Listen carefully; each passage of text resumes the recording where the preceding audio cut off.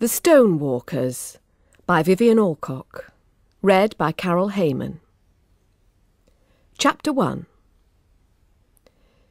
It was a summer of sudden thunder. The first storm came one Wednesday in July. Hot! It was the sort of day when the earth cracks, dogs run mad, and even friends are best avoided.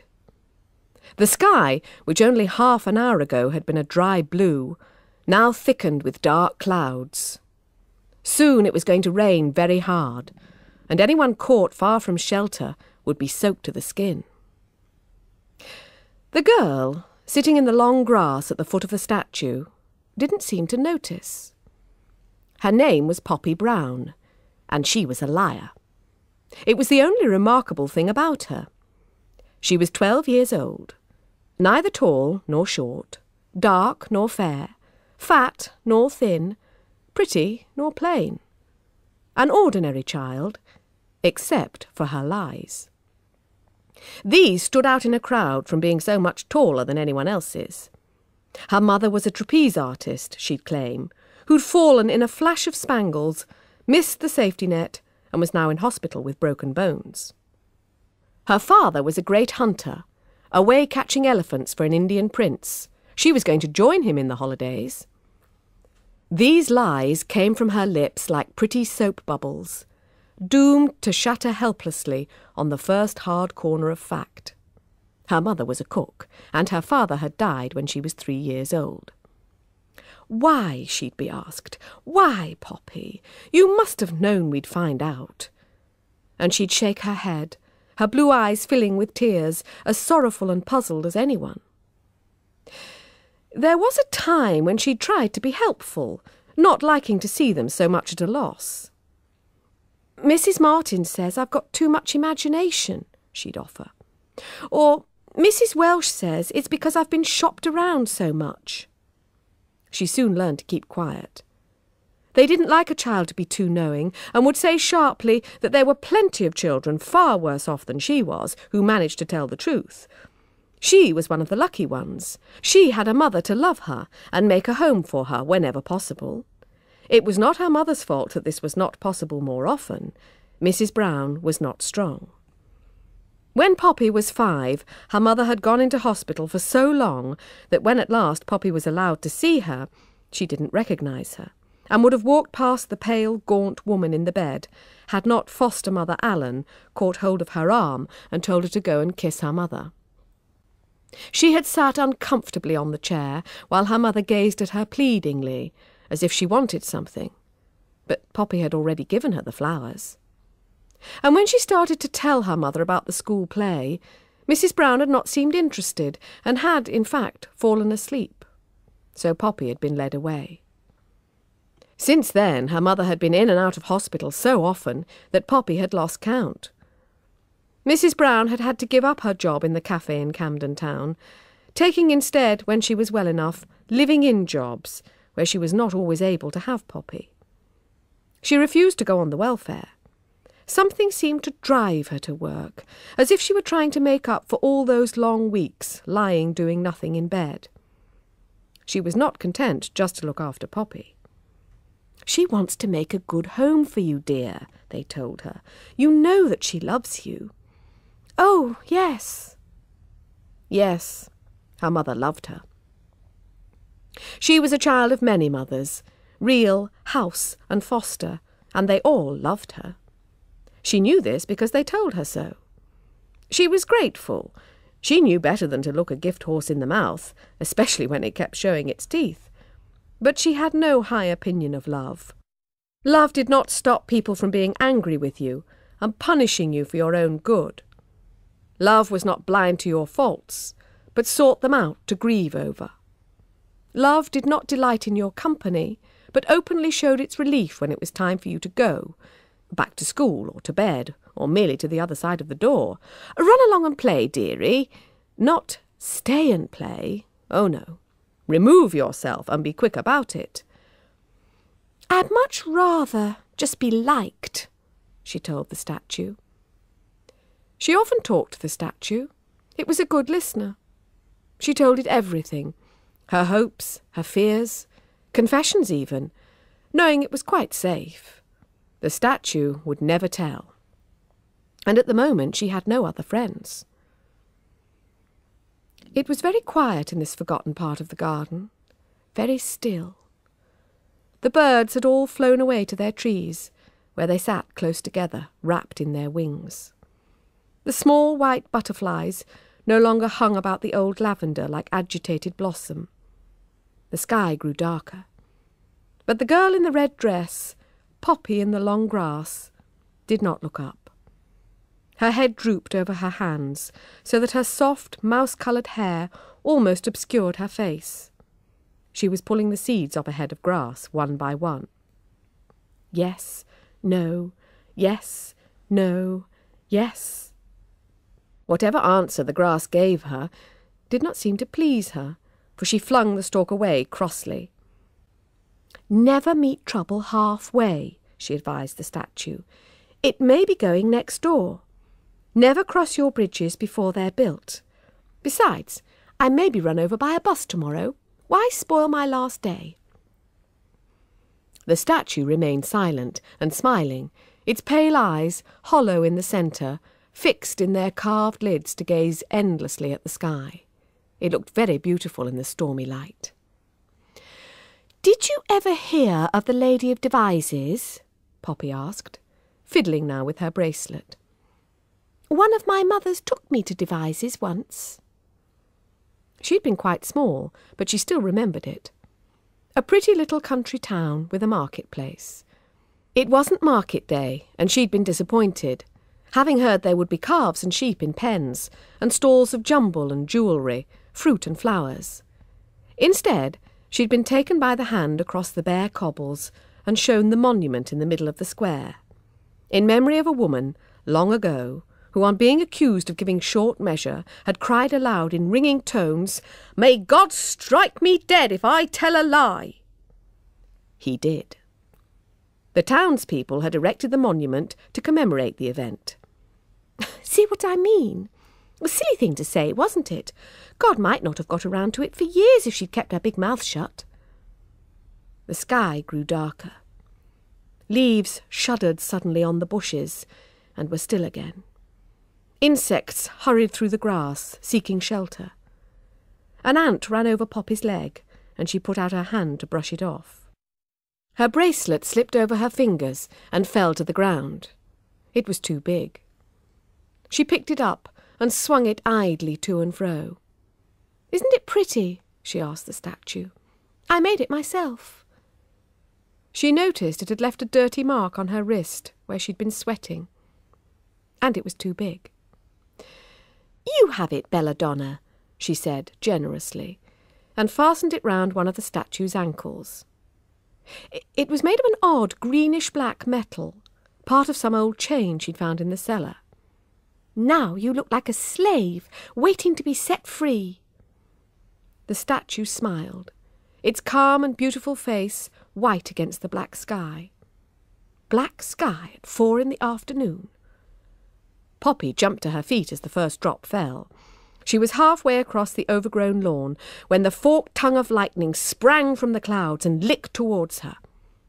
Flat on the ground, face buried in the grass, thunder crashed about her ears, and the sky fell. She was not dead. She was not burned to a cinder. The rain, falling heavily on her back, did not sizzle. Cautiously she opened her eyes and raised her head. At the same moment, the statue, fallen from its pedestal onto the grass a few yards away, raised its head also, and they stared at one another, both so white and motionless that it was difficult to tell which girl was made of stone.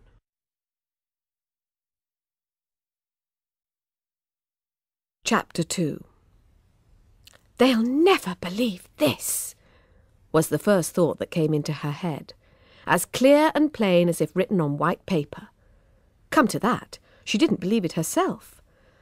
"Poppy, dear girl," she told herself, shutting her eyes tight and beginning to tremble. "You may be the biggest liar out of hell, but you're not so far round the bend that you can't see both ways. Belladonna's made of stone, and stones can't raise their heads and look where they please. You're dreaming, that's what it is, and the rain thumping on your back is because you left your window open, and the grass tickling your nose is a feather popped out of your pillow. Open your eyes, and you'll find yourself tucked up snug in bed. But she kept her eyes squeezed shut, for one thought follows another, and her bed wasn't under the window, nor had her pillow a feather to fly with, being made of foam rubber and smooth as a gumboot. Try again, Poppy. The lightning struck the bracelet, the stone cracked, the statue fell. Its head broke off and bounced up off the grass to look at you. Open your eyes, and you'll see she's not lying propped up on her elbow staring at you, but scattered all around in bits and pieces. Her eyelids flared scarlet, and there was another crash of thunder. The rain seemed to be trying to push her into the ground. No good staying there to be drowned. She opened her eyes. True enough, the statue was no longer lying propped up on its elbow staring at her. It was now sitting bolt upright on the grass, staring at her. "Oh, Lord above!" whispered Poppy. The stone mouth opened, and cracks ran from it like spiders over the pale cheeks. "Your face!" whispered Poppy. But even as she spoke, the rain pouring over the marble cheeks seemed to wash the cracks away, leaving them as smooth and white as before. Then the statue made a low, groaning noise, quite horrible to hear, like a gramophone record put on at the wrong speed, as if it were trying to speak, but hadn't quite got the hang of it. "Go away!" cried Poppy. She herself could not move. It was not so much that she was rooted to the ground, as slowly sinking into it. Her legs and belly were made of mud by the feel of them, and useless for running. Very slowly the statue got to its feet, moving its limbs with effort, as if through deep water, and cracks running everywhere before they were smoothed out by the rain. It groaned again, and began coming towards her, rocking slightly on stiff legs, and sinking into the wet grass at every step. She pushed herself up onto her trembling legs. No good trying to hide in the mud like a worm. Face the facts, she told herself. Face the facts. Lightning struck statue. Statue came to life. It's a mutation, that's what it is. The word comforted her as she stood gaping. It sounded scientific. Men had once been apes, after all, and then, for no reason she'd ever been told, suddenly put clothes on and decided to be men. So, a statue had come to life. Why not? Why be frightened? Anyway, she could outrun it any time she chose, and would do too if it came one step nearer. The statue stopped, stood where it was, just out of arm's reach, the long grass up to its knees. Lightning flickered behind its head, some way off, and the thunder lagged behind. Rain, which had been falling straight down, as if guided by a ruler, now came sideways in untidy gusts, parting Poppy's hair at the back and blowing right into the statue's face. It gazed at her with its wet eyes, and then began to smile. The cracks came finer now, like an old plate, and soon were washed away. It smiled, and very slowly began to move its right arm, forwards and up, as if it wanted to shake hands. "Why, I do believe it's friendly," Poppy thought, amazed. Yet why not?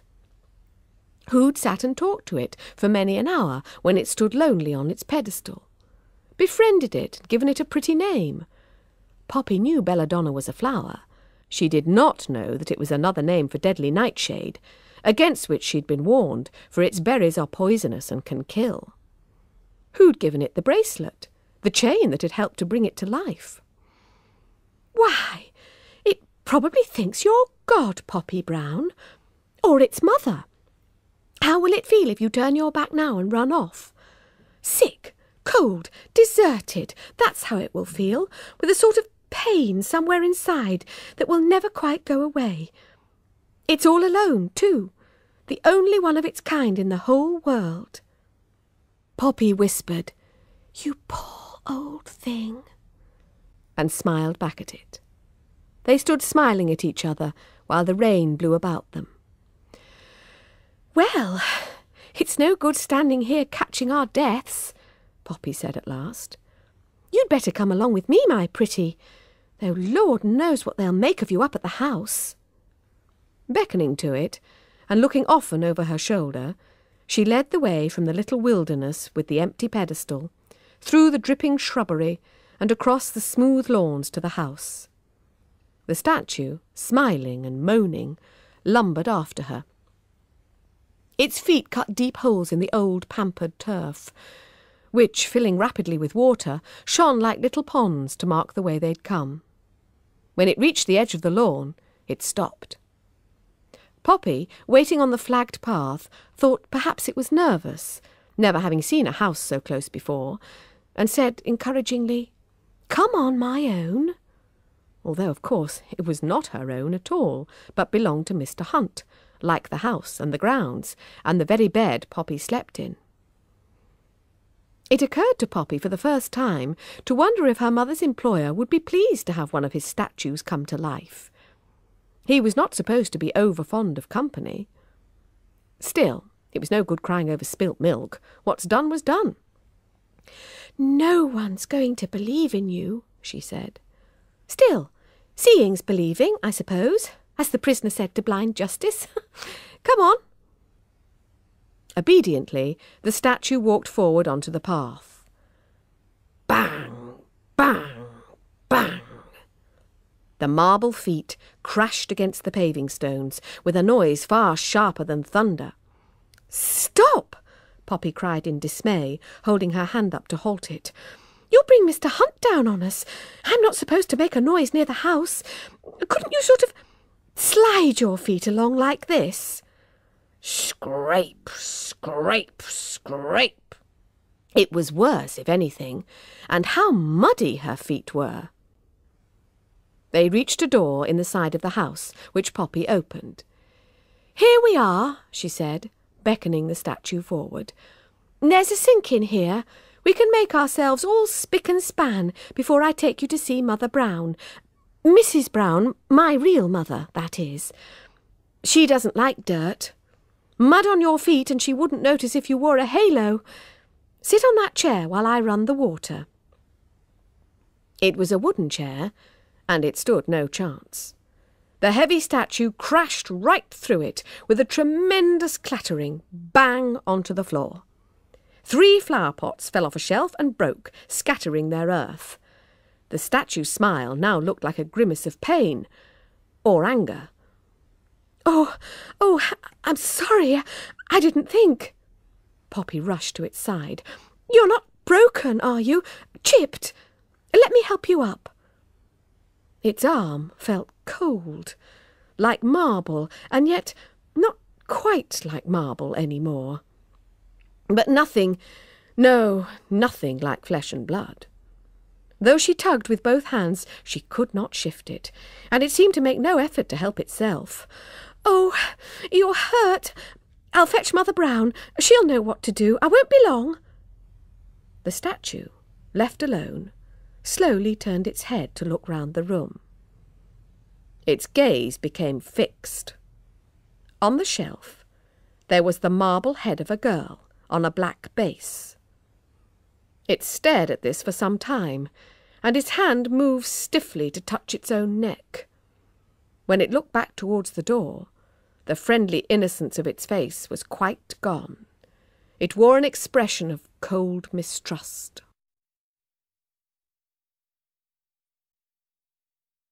Chapter 3. In the kitchen, the 2 women heard the crash. Too loud for thunder. Wrong sort of noise. Mrs. Robbins turned from the sink and stared at Mrs. Brown. Mrs. Brown, her hands poised over a bowl of flour, stared back. Then, hearing footsteps thudding down the passage towards them, they both turned to stare at the door. It burst open. Poppy, leaning in the doorway, trying to recover her breath, thought how funny they looked, like dummies, each holding up her hands as if in amazement. One pair in pink rubber gloves, the other white with flour. Mrs. Robbins' face relaxed when she saw who it was, as if she'd expected a monster at least. But Mrs. Brown looked as though she thought her daughter quite bad enough. "What have you done now?" she asked, in a voice as sharp as her elbows. Nothing. It's—" "What was that horrible noise?" asked Mrs. Robbins. "Haven't hurt yourself, have you, love?" "No, it's—" "You're all wet," said Mrs. Robbins, coming up and inspecting Poppy with round brown eyes. "But it ain't blood. Who's hurt, then?" she asked hopefully. "Mr. Hunt fallen downstairs and broke his neck, has he?" Mrs. Robbins was a Londoner.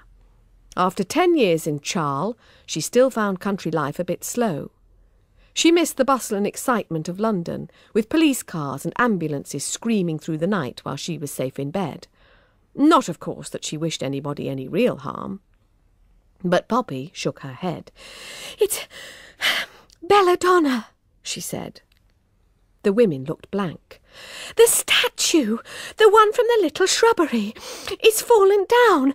I can't lift it. It's so heavy. Please come. I think it's hurt." "If you've broken something that costs a lot," said her mother, her face turning nearly as white as the flour on her hands. "A statue! Oh, Lord! I told you to be careful. I told you. If you've cost me my job, I don't know what—" She broke off as Mrs. Robbins laid a pink rubber-gloved hand on her arm. There, dearie, don't take on. He won't give you your cards. How'd it happen?" she asked, turning to Poppy. "It wasn't me," said Poppy, looking uneasily at her mother. "It was the lightning. I'm not responsible for lightning, am I? I'm not Jove or whoever it is up there.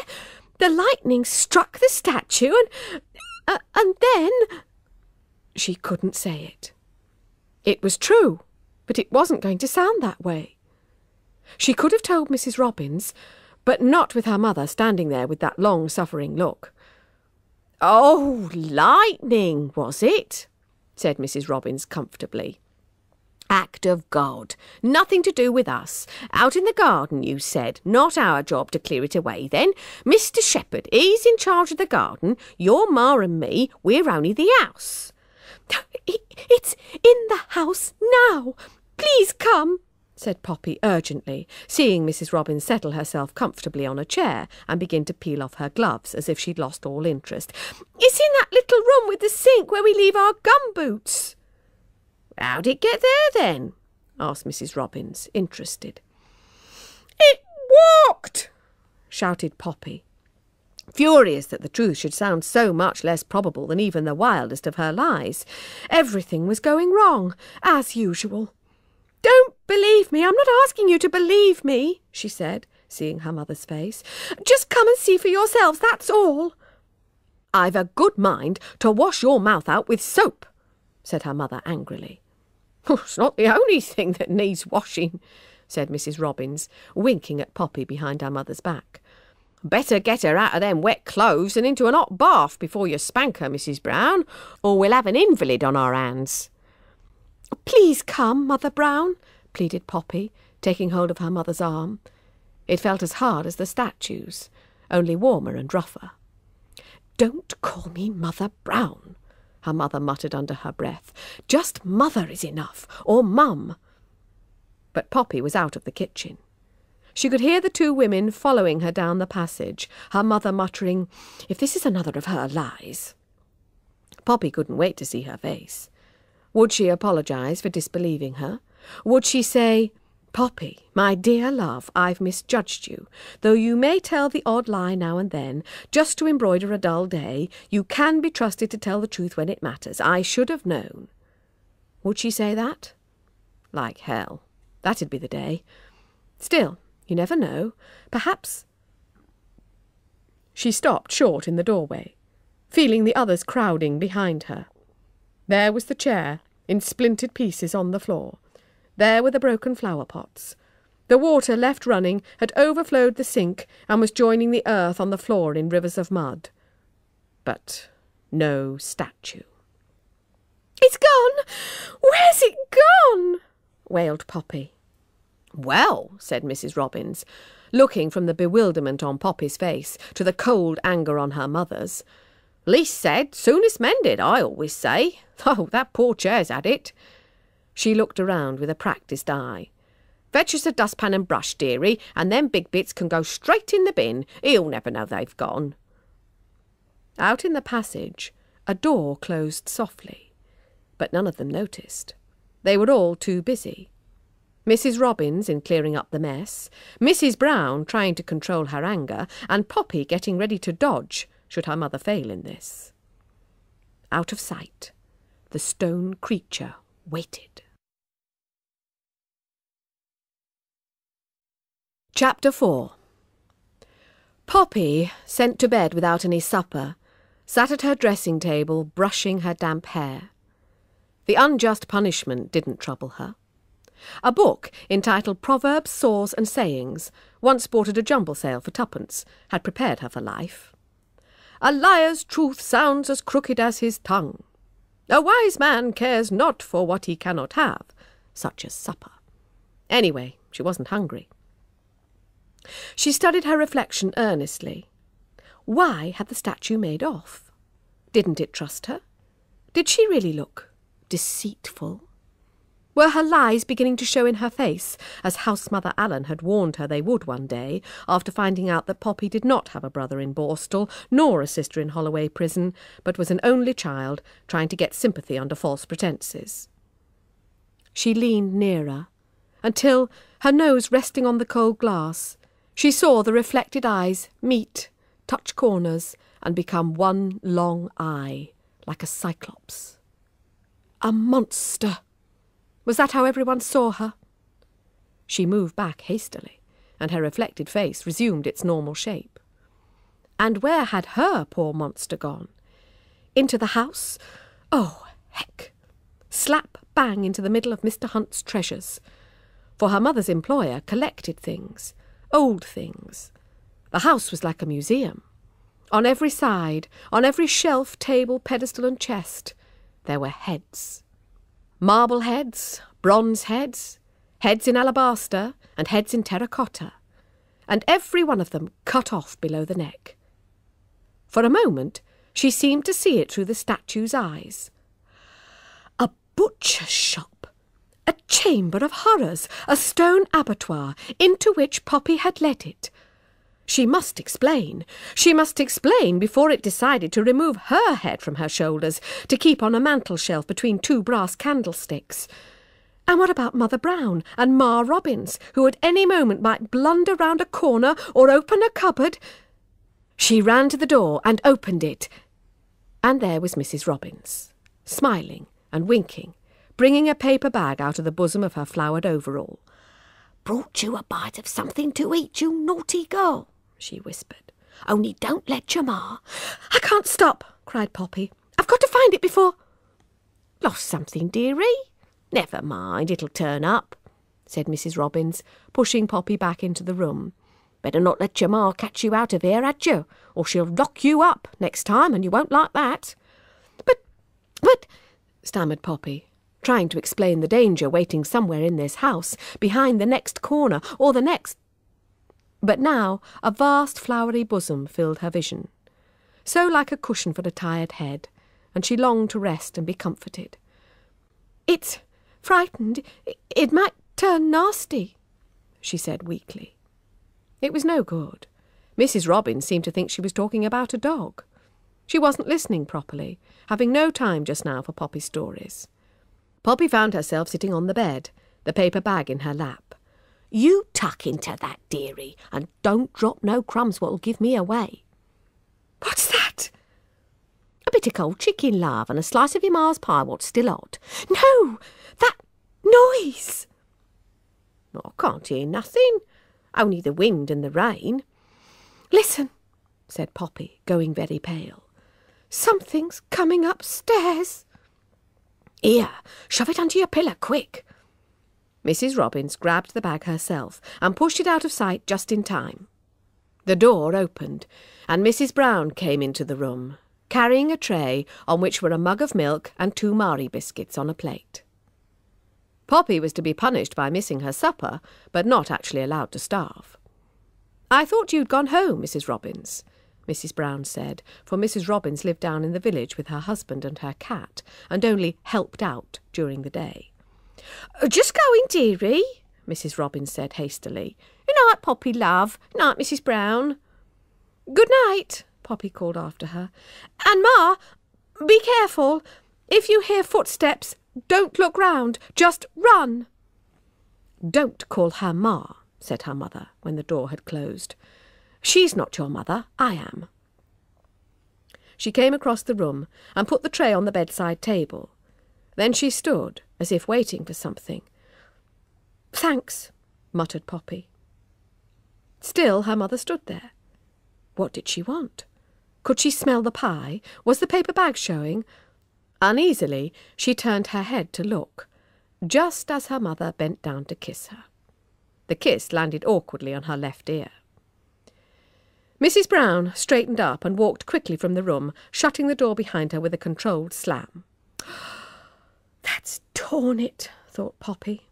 "Now she thinks you've dodged her kiss on purpose. After she'd screwed herself up to it, too. You've been a disappointment again.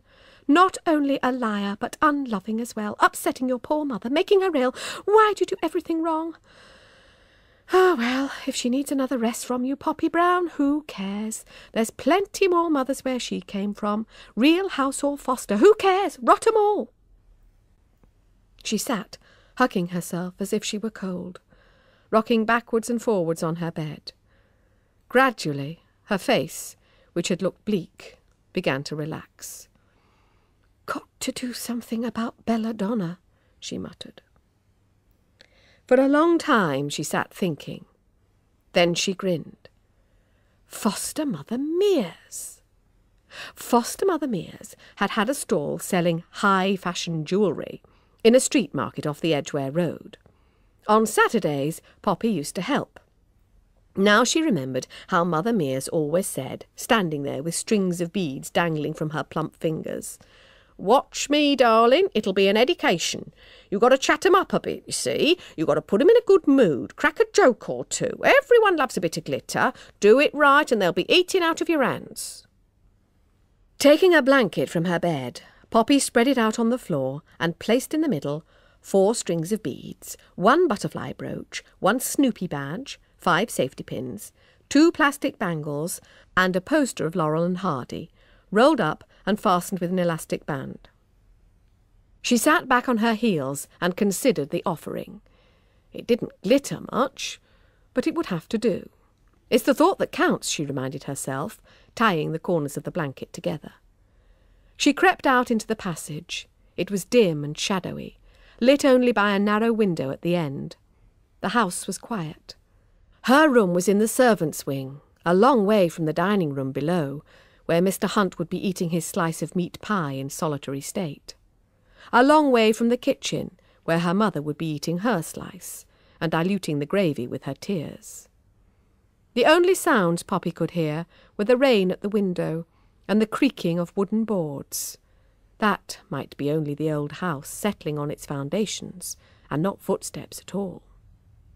Please, Heaven, let Belladonna believe the heads and busts were made that way, and not the result of human brutality. Let her love a bit of glitter. Don't let her crack my head open before I have a chance to speak.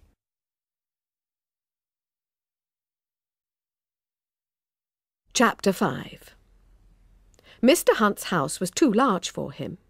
Everyone knew this. In the past there would have been 10 servants sleeping in the wing, where now only Poppy and her mother slept. There would have been a large family to look after, children in the nursery, guests in the guest rooms, horses in the stables, and dogs everywhere. Not just one old rich bachelor, his cook and his cook's daughter. Daft old hermit, was what they called Mr. Hunt in Charle, or so Mrs. Robbins reported. He took no interest in local affairs and seldom set foot in the village, though he would be seen driving through it in his big car on his way to an auction. This was all he cared about, his paintings, his china, and his statues. It was said he disliked company, especially the company of children. "It's very kind of him to let me have you here," her mother kept saying, "so you be good. Don't make so much noise." Don't go into his part of the house. Don't play in front of his windows. Use the back door, the back stairs, the second best tea set.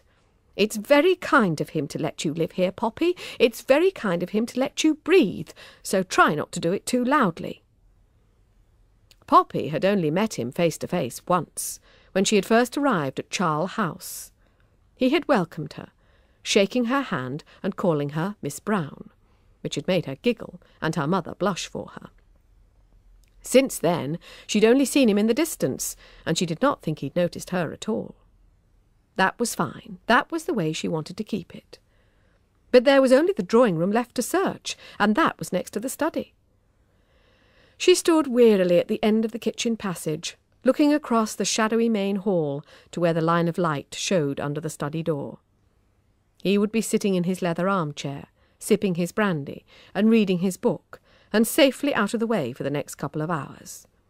There was no reason why he should come out to find her creeping like a thief across his Persian rugs with his best red blankets slung over her shoulder, was there? As she moved forward, her bundle caught on something. She looked down. It was the handle of the cellar door. She opened it, switched on the light, and gazed down the stairs. On the 5th step down, there was something small and thin and green. Grass green. It was, in fact, a blade of grass, stuck to the step with mud. The mud was not quite dry. Poppy's heart began to hammer. The cellars ran right underneath the house. Even on such a hot evening, the air was cool and damp, and smelled of coal and dust and earth. The light was dim, and the corners grey with cobwebs and shadows. Only the first cellar was wired for light, or ever swept. Poppy went slowly down the stairs, past the rows of wine racks, until she came to the archway leading to the cellars beyond. A little light spilled forward onto the unswept floor. There, in the dust, quite plain, she saw the print of a naked foot. She stopped. Her proverbs jostled nervously in her mind, seeming to contradict each other. Discretion is the better part of valour. On the other hand, he who hesitates is lost. Then again, look before you leap. It's a wise child, she thought in some confusion, who goes no farther. Certainly nothing was going to make her venture into the dark without even a candle to be blown out. "Belladonna," she called softly, and heard the echo's hesitant reply. "Anna, Anna." Then silence, except for water dripping somewhere. "I've a present for you, you. It's a nice present, more than one. Lots of pretty things, and a mirror. Won't you come and see? I won't hurt you. I'm your friend. End. Silence again. Then there was an odd click, followed by a low humming, as if the central heating had just come on. Nothing else. "Well, if you don't want them, I'll take them away." Then it came. The answer. A terrible sound, harsh, grinding, inhuman, like a stone door opening, letting out pain and anger. Poppy trembled, and the bundle dropped from her fingers on the ground, raising a small explosion of dust.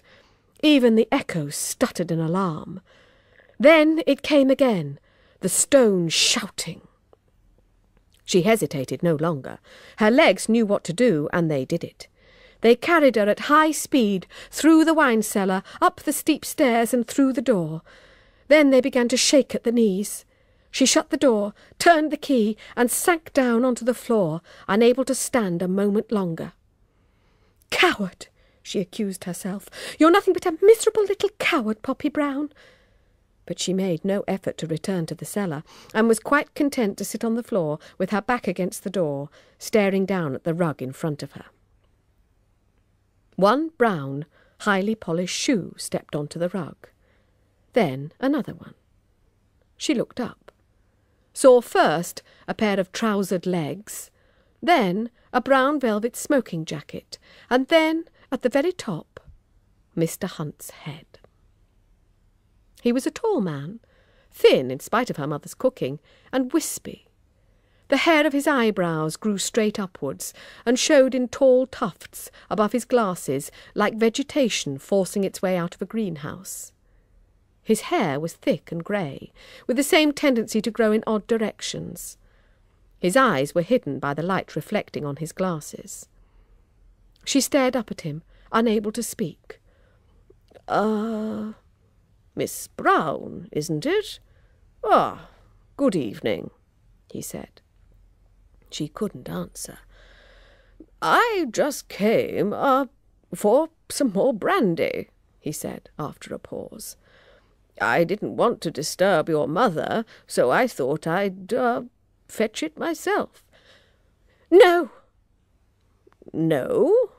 But, my dear young lady, why ever not?" he asked, looking at her in bewilderment. "Just don't, please, not tonight." There was a silence, during which Mr. Hunt stared at her, his eyebrows risen quite clear of his glasses, while Poppy hung her head and hid her face in her long hair. She was trying to think of a convincing lie, but her wits seemed to have deserted her. "I've only had one glass of brandy," Mr. Hunt said finally. "The bottle's empty, and I want another bottle, and you're sitting in front of the door." Poppy did not move. "I usually have 2 glasses of brandy," he went on, beginning to sound annoyed. "No more. I assure you I'm quite accustomed to 2 glasses, and—" He stopped, remembering he was talking to a child. Poppy did not look up. "Is your mother a teetotaler?" he asked. "I don't know." There was another pause. "Isn't it time you were in bed?" he asked, hopefully. She didn't answer. With a great creaking of knees, he came down to her level and tried to see her face through the soft mouse-brown hair. "Why mayn't I go into my own cellar?" he asked plaintively. There's something in there." "What sort of thing?" Should she tell him the truth? No, he'd never believe it. Mad dog." It was the best she could do, and not very good. "A dog?" repeated Mr. Hunt, puzzled. He did not own a dog. "Is it Mr. Shepherd's dog? Is it Fido? If it's got shut in, the poor animal's probably frightened, that's all." He took Poppy gently but firmly by the arm and helped her to her feet. "Now, you run off to bed and leave it to me, young lady." He tried to open the door, found it locked, unlocked it, and went down the stairs. Poppy watched him from the doorway. He looked about him, saw nothing unusual, and then walked into the dark archway. The bundle had gone. In the short time they'd been talking, it had been taken away. Poppy opened her mouth to shout a warning, but her tongue seemed to have turned to stone. Mr. Hunt stood in the archway, looking very thin and old and breakable. "Fido!" he called.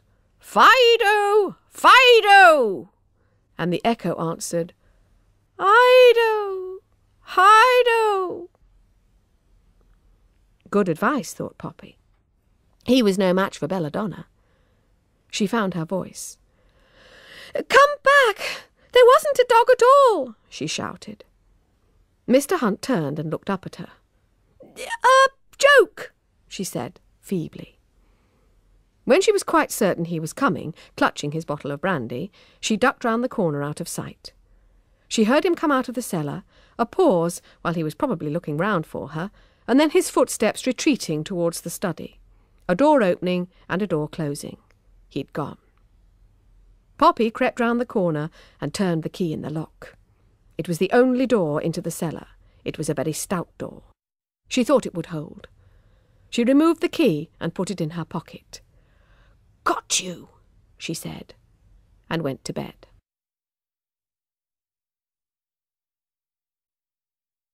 Chapter 6.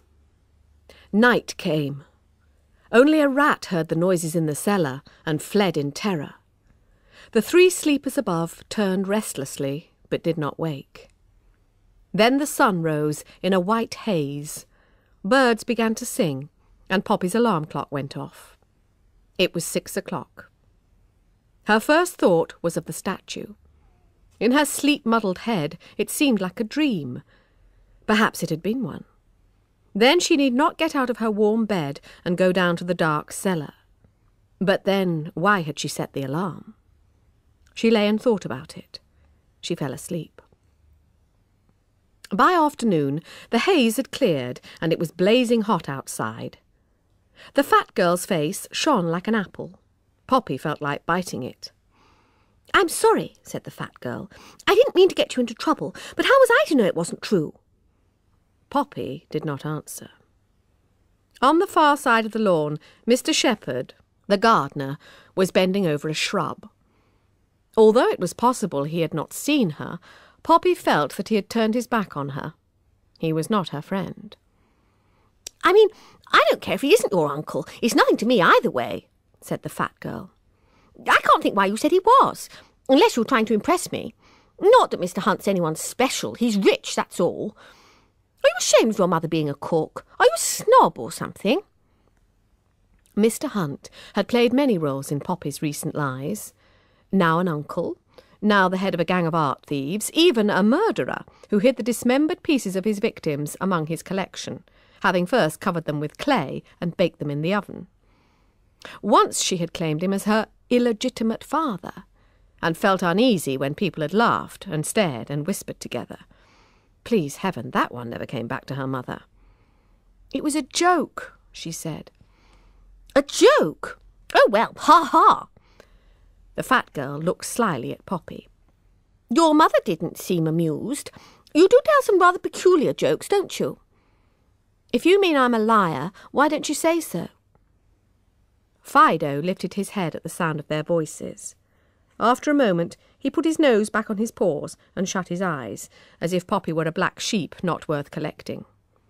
The fat girl said, "I don't know why I bother with you. You're prickly as a hedgehog. Look, a few white lies don't worry me." Poppy looked at her without enthusiasm. The fat girl's name was Emma Hodge. All last term, Poppy had been keeping her at arm's length. Being a child of nearly as many new schools as new mothers, she had grown to be suspicious of those girls who seemed too eager to make friends. She had noticed that Emma was always one of the last 2 to be chosen to make up a side. The other one, of course, was Poppy herself, but then she was the new girl. It was a mistake to link oneself to someone who was unpopular. A man is judged by the company he keeps. But today, having no other friends, not even a statue, she relented a little. "Then try this one," she said. "What do you think those are?"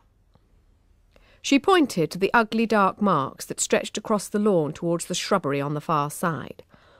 They look like footsteps, only they're too deep." "They are footsteps." "Giants?" asked Emma.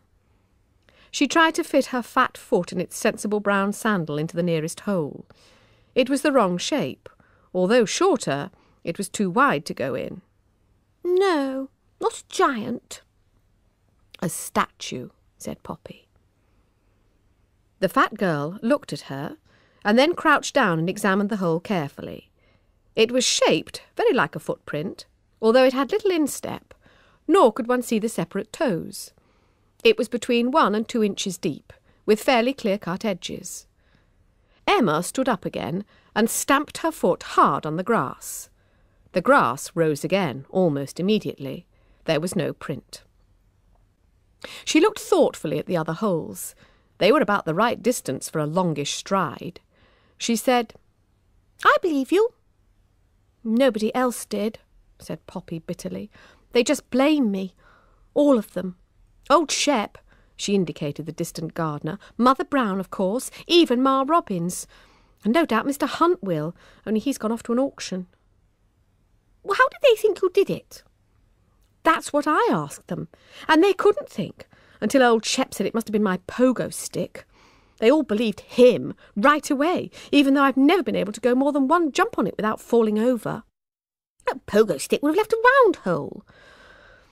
My very words. But Mother Brown said it would have rocked forward under my weight and elongated it.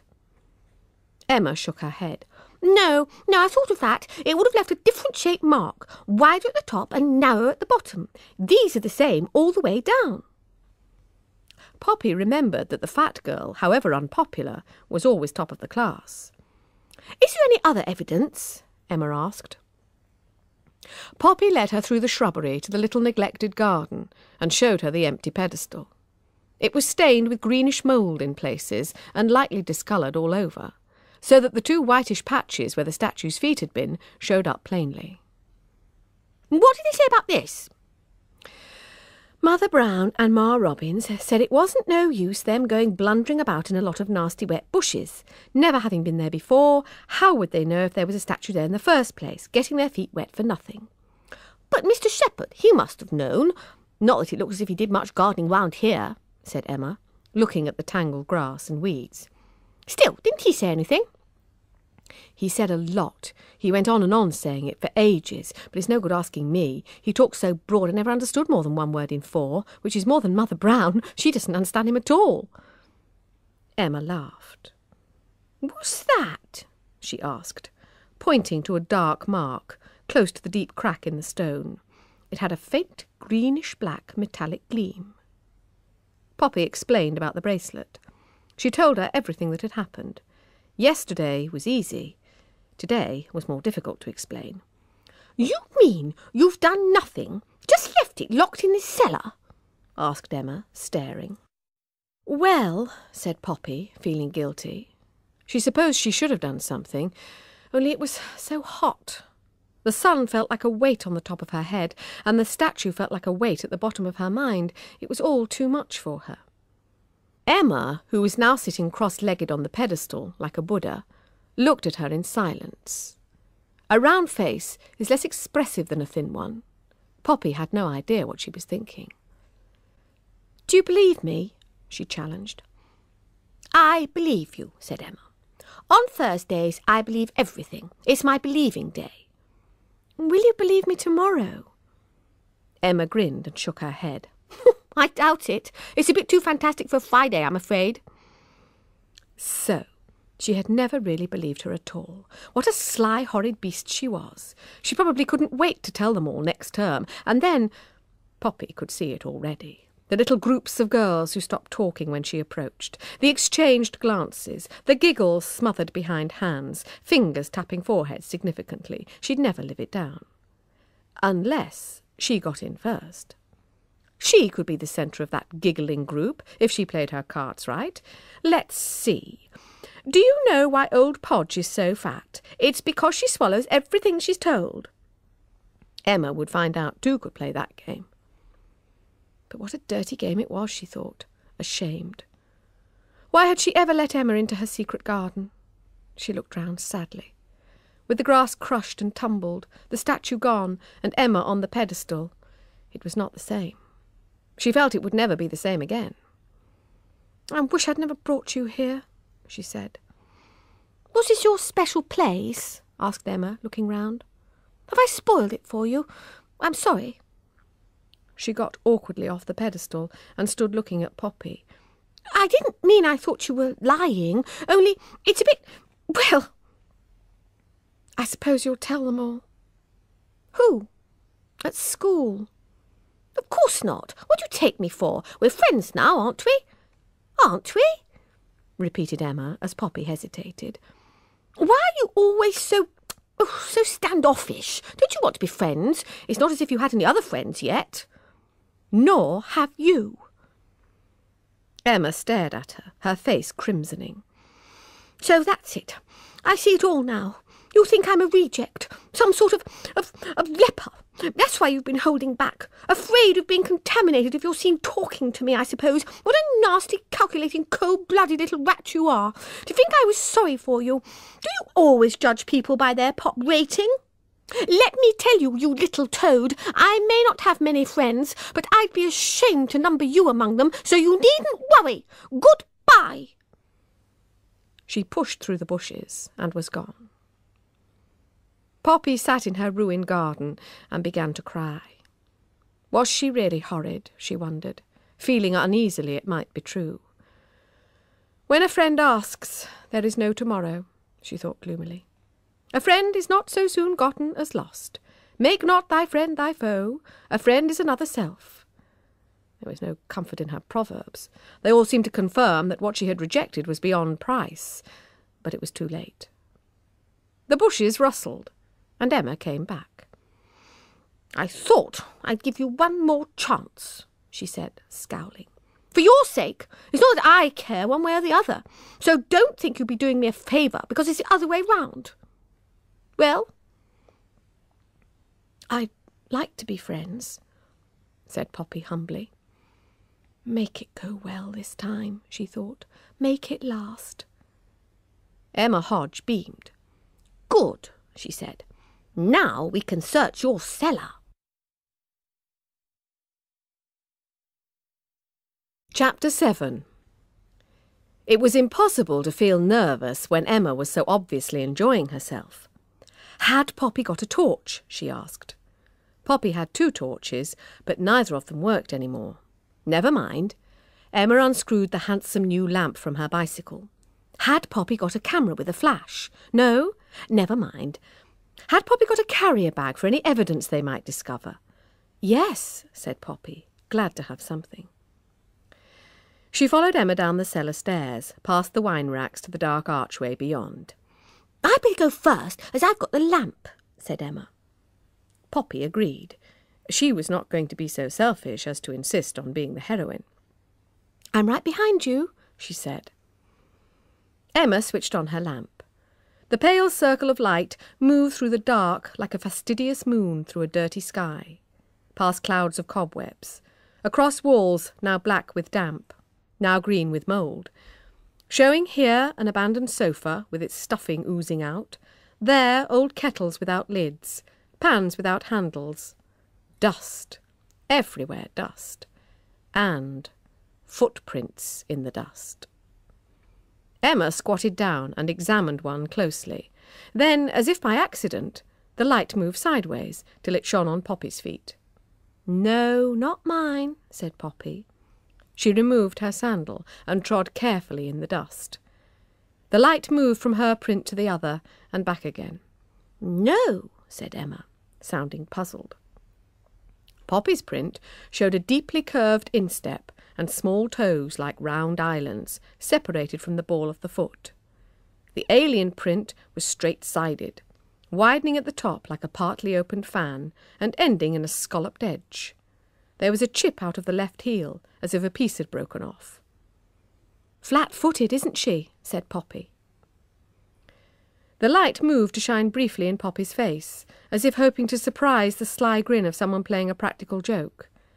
She doesn't really believe me, thought Poppy. It's just a game to her. They went on. Dust, footprints, something pale, a face.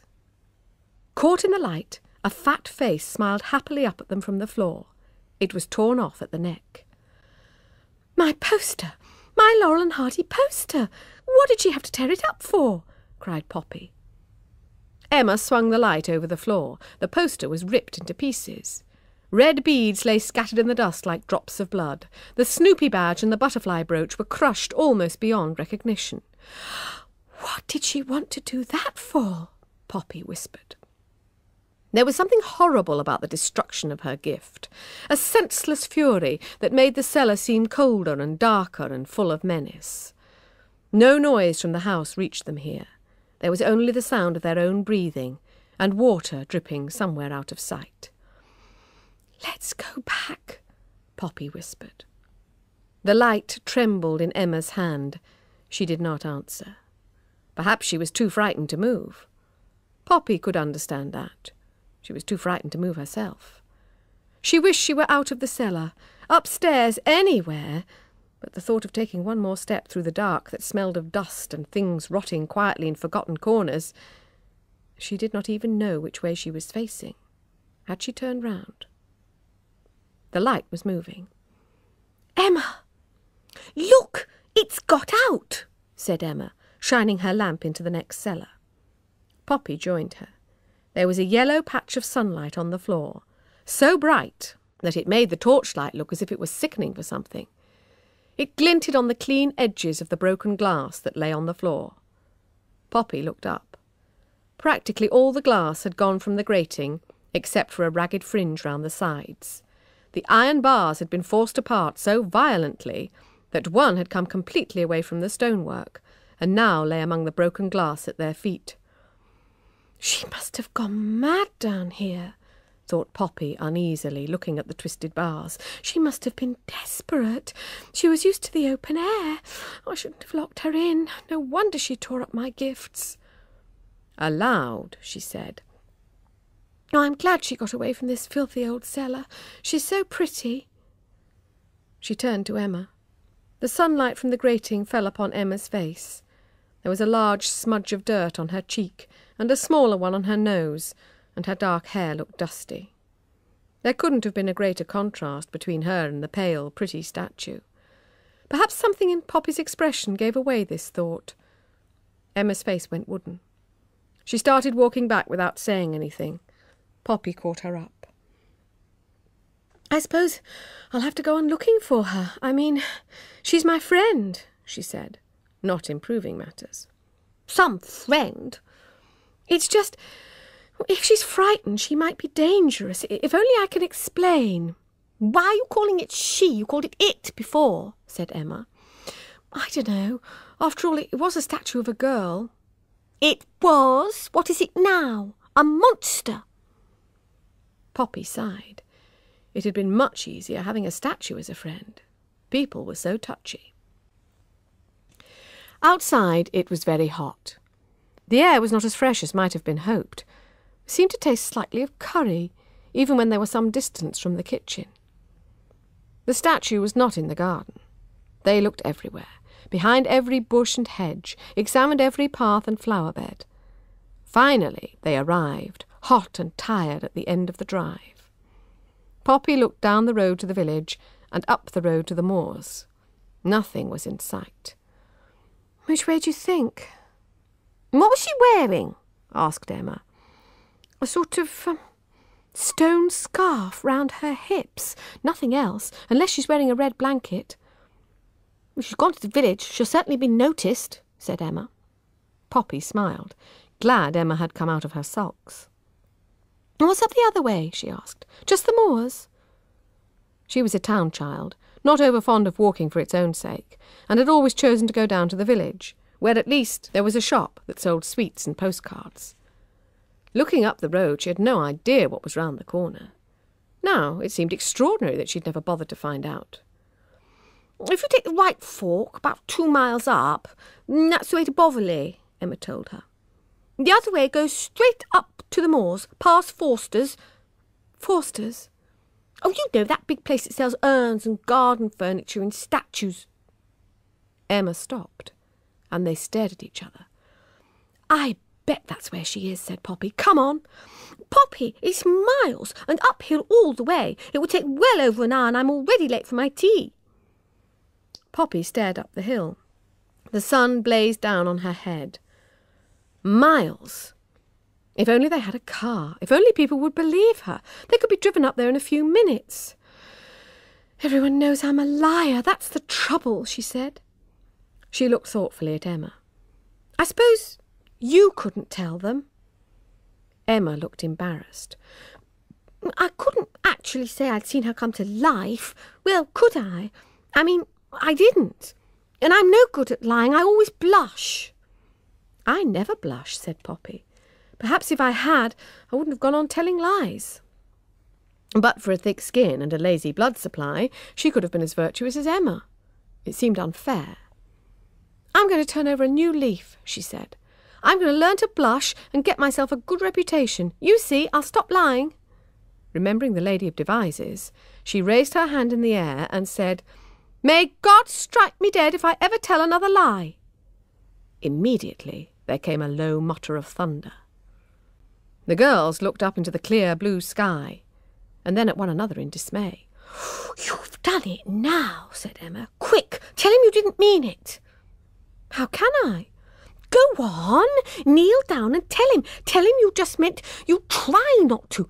Go on, I won't laugh. I won't tell anyone ever, honest, Poppy."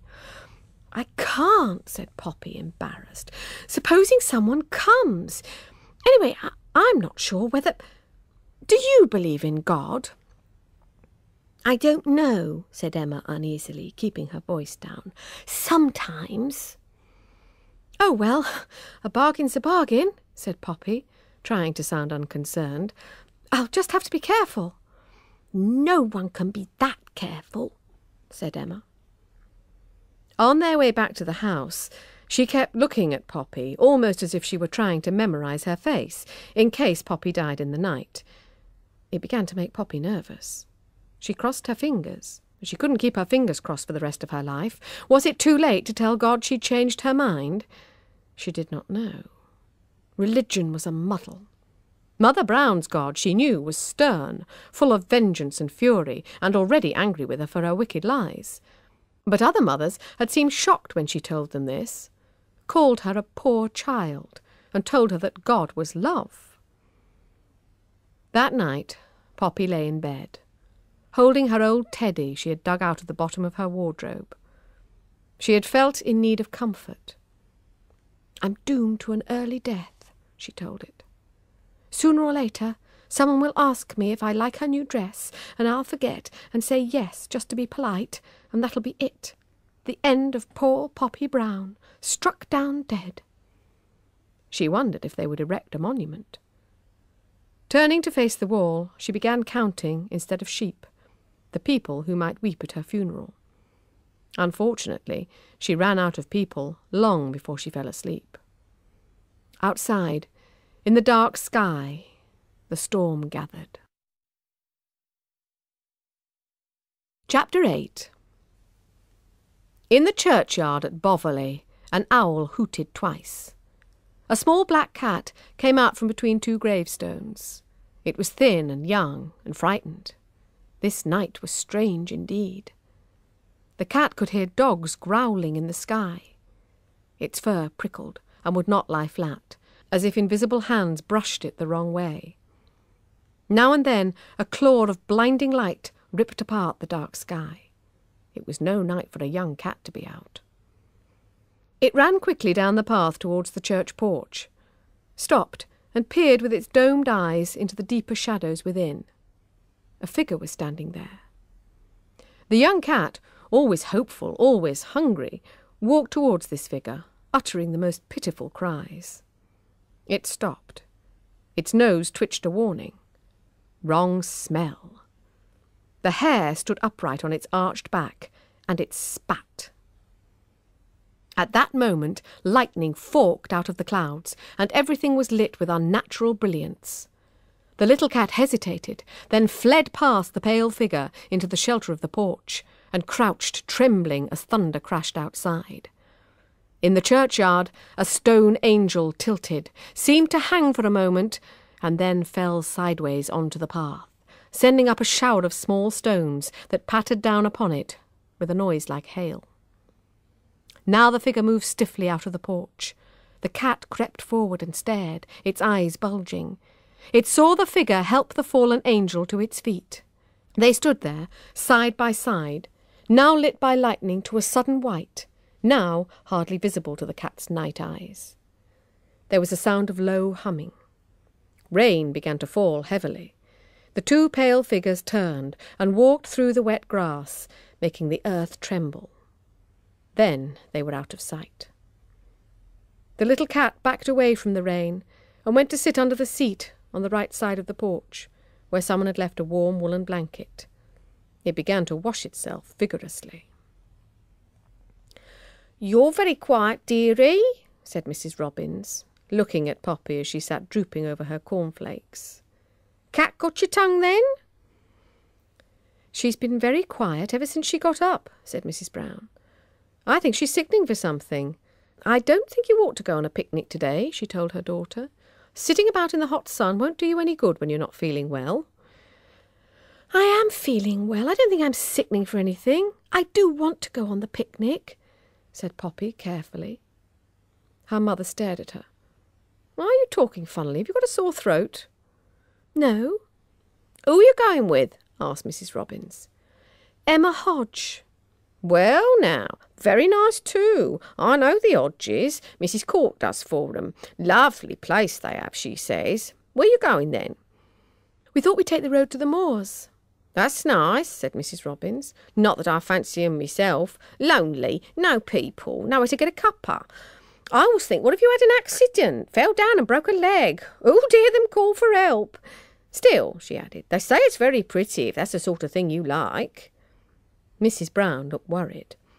Don't go and get lost, she said sharply. Perhaps it isn't a good idea. It's a wild sort of place from what I've heard. Oh, please, said Poppy. They won't come to no harm, said Mrs. Robbins, trying to make amends. Emma Hodges is a sensible girl, born and bred in the village. She'll know the moors like the back of her hand. It's feet, nor hands. Look where that puts the feet, said the gardener, bafflingly. Lest they fall down all. There's the old mines up there. Never barred it up, they weren't. Mrs. Brown looked unhappy. This was her first job up north, and she had not yet understood one word the old man said, so thick was his accent. She did not want to offend him by keeping on asking him to repeat himself. Besides, it was no good. His second version was just as incomprehensible. More tea? She asked, guessing wildly. Yes, of course. I'll just hot it up a little. She picked up the teapot and moved over to the stove. Mrs. Robbins winked at Poppy, and leaning over, whispered a rough translation.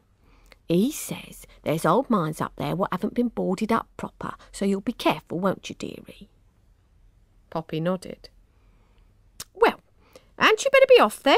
Mrs. Robbins went on, raising her voice, else you'll miss the bus. By which she only meant that Poppy should take the chance of going while her mother's back was turned. There's no bus going to moors, said Mr. Shepherd. It's just coming, said Mrs. Brown, meaning the tea. Now she had offended him. He'd lived in Charle all his life, and here was this incomer, this foreigner, contradicting him. There'd never been a bus along this road, not in his own time nor his father's before him. There's no bus going to moors, he said angrily, the daft old witch. What did he say? Mrs. Brown asked suspiciously. He said something about digging a ditch, said Mrs. Robbins tactfully. The gardener got up, muttering to himself, and went out into the garden.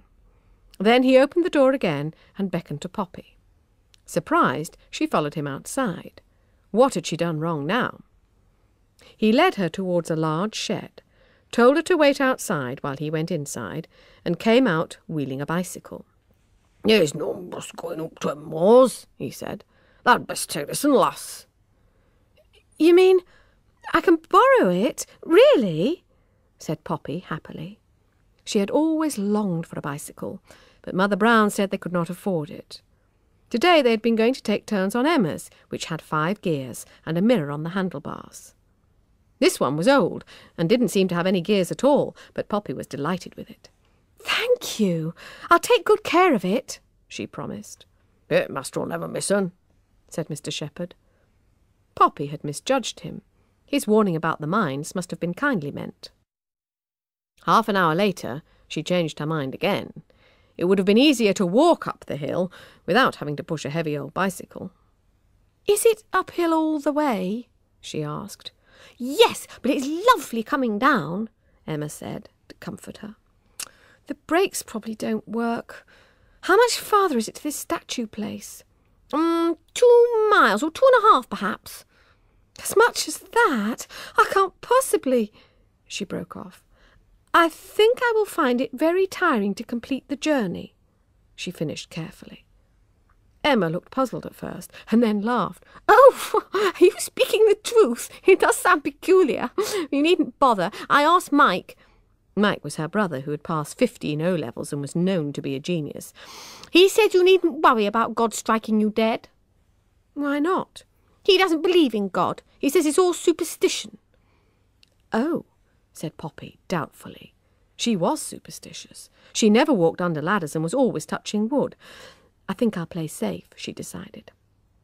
A farm truck came rattling down the road, slowing down as it passed them.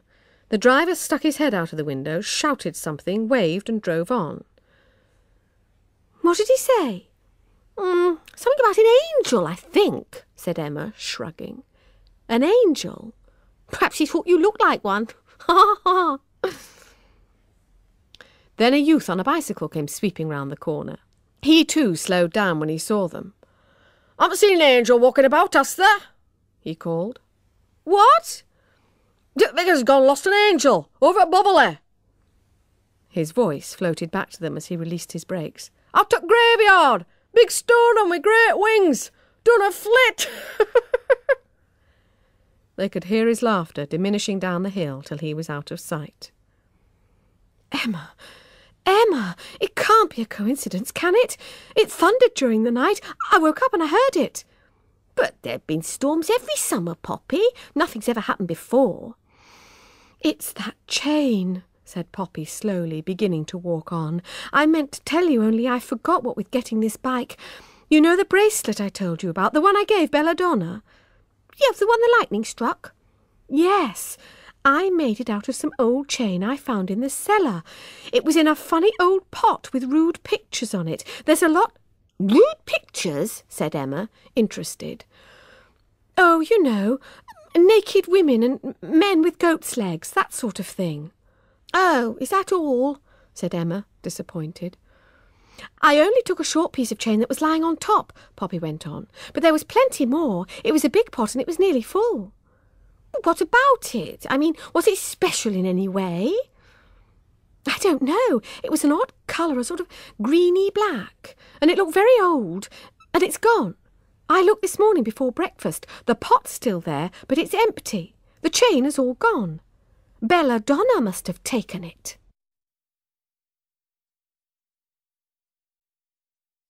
Chapter 9. Forster's was surrounded by a high wall of blackened stone, above which only the tops of trees showed. On either side the moors rolled away into the distance, khaki-coloured under the hot sun. Here and there a lump of grey stone stood out of the short dry grass, leaning wistfully towards Forster's, as if ambitious to become a statue in somebody's cool garden. "No one could climb over those walls," said Poppy. "It looks like a prison." The tall, wrought-iron gates, however, were standing wide open. "Do they lock them at night, do you think?" "The padlock looks new," said Emma. "I expect they do. Mike says their stuff's good, mostly antique. They buy it up from big old houses when they're demolished. Mike says there used to be a lot of rich mine owners round here, and—" Poppy stopped listening. She had never met Mike, but she was already a little tired of him. He was always creeping into Emma's conversation. She looked across the wide courtyard towards the house. Smaller than she'd expected, it looked as if it was considering whether or not to become a ruin. Most of the windows on the first floor were cracked or broken, and not even boarded up. The ground floor windows, though undamaged, were so grimy that she could not see through them. There was a lorry parked on the right, with its tailboard down, forming a ramp.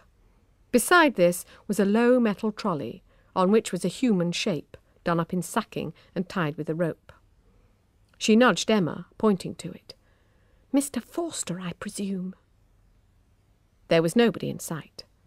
The short flight of steps to the open front door was guarded by two massive stone lions, with their mouths wide open, as if showing some invisible dentist that they had several broken teeth. There were also two bronze greyhounds, a couple of small chipped dragons, and a hybrid creature that was half woman, half beast, and wholly horrible. "I hope your Belladonna doesn't set this lot free," whispered Emma. "Perhaps she already has. Perhaps that's why this place is deserted. They've already done in the Forsters, and now they're just sitting there waiting for us. Go and touch one and see if it bites, I dare you." Emma hesitated, then walked over and patted a lion on its head. "What are you doing? Leave it alone!" shouted an angry voice. Both girls jumped.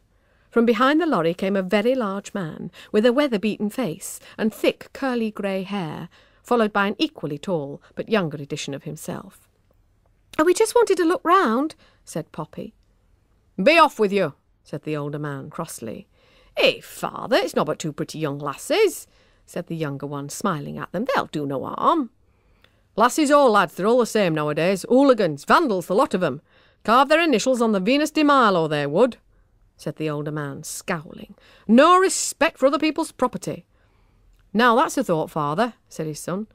"It must be them two as took the vicar's angel. 6 foot tall she were, weighed near a ton, I shouldn't wonder.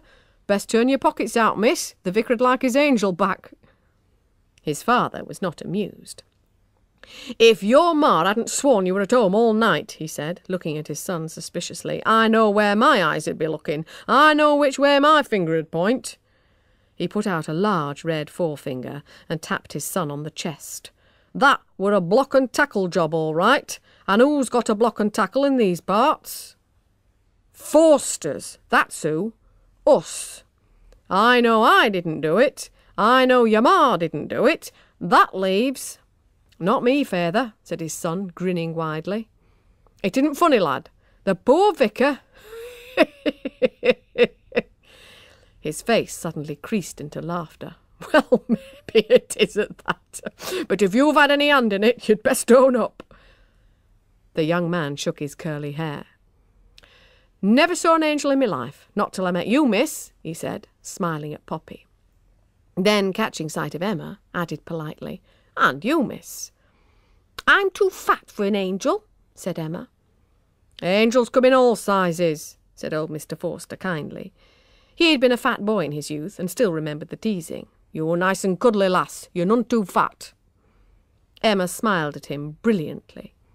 Poppy, watching, thought with surprise that she looked almost pretty.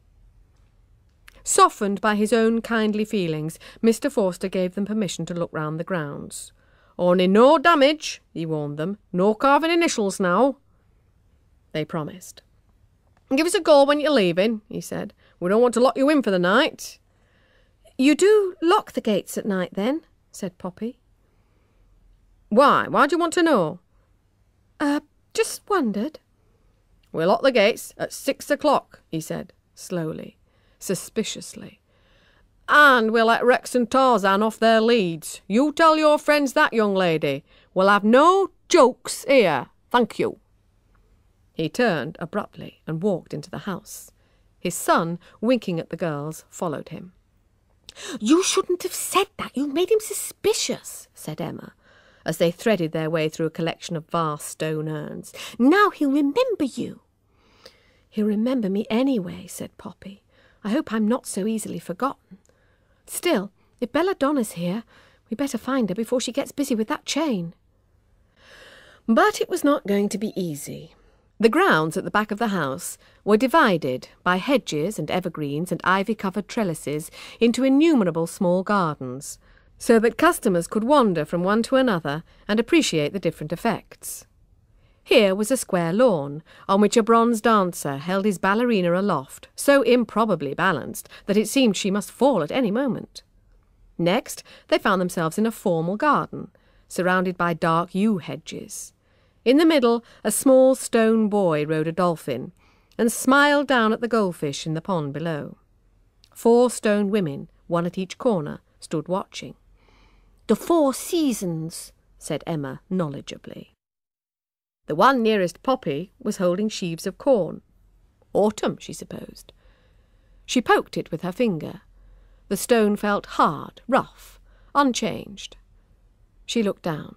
There was no chain on its ankles. "Belladonna hasn't been here," she said thankfully. Then she looked sharply over her shoulder. "What was that?" she asked. "What?" "I thought something moved." "Can't see anything." The next garden was crowded with stone children. Some held flowers in their hands, some bowls of fruit, while others clasped large fish to their fat stomachs, looking round uncertainly, as if wondering where their ponds had gone. Many had wings on their shoulders, too small to lift a good-sized duck, let alone a fat stone cherub. The one in the middle was riding a goat, garlanded with flowers. Under a mass of grape-like curls, his eyes slitted in eternal laughter. "I love him," Poppy declared. "He's sweet, even if his nose is slightly chipped. Poor little cherub. Lend me your bracelet." "Why?" "For Chip Nose." She patted the boy's stone curls affectionately. "Wouldn't you rather have him and his goat than a bracelet? We could put it round the goat's leg." "No," said Emma, not certain whether Poppy was joking. "Daddy gave it to me for my birthday. It's silver." "Oh, well, it probably wouldn't work then," said Poppy, shrugging her shoulders and walking on. "Probably it has to be that special chain—" She broke off. "Can you hear anything?" she asked. "No, only that humming." "What is it? Bees?" "Sounds mechanical. Perhaps they have electric hoists and things." They walked on. 4 more seasons, a shepherd and shepherdess, a Hercules, a winged Mercury. Statue after statue, but no Belladonna, no angels. It was very hot. Once or twice a plane flew overhead or a noisy bumblebee droned past. Otherwise it was quiet. The humming had stopped. Emma began to get bored. She was famished, she said. They sat down by a small pond in the shade of a huge Father Neptune and ate their lunch. Poppy kept glancing over her shoulder. "What's the matter?" Emma asked. I don't know," said Poppy. "It's just I keep thinking I see something out of the corner of my eye, but when I look, there's nothing there. I keep feeling there's someone watching us. Perhaps it's the goldfish." She rolled over onto her stomach and began feeding her sandwich to the fish. Not liking to see good food wasted, Emma got up and strolled idly through an ivy-covered archway. She found herself on a small lawn, surrounded by evergreens.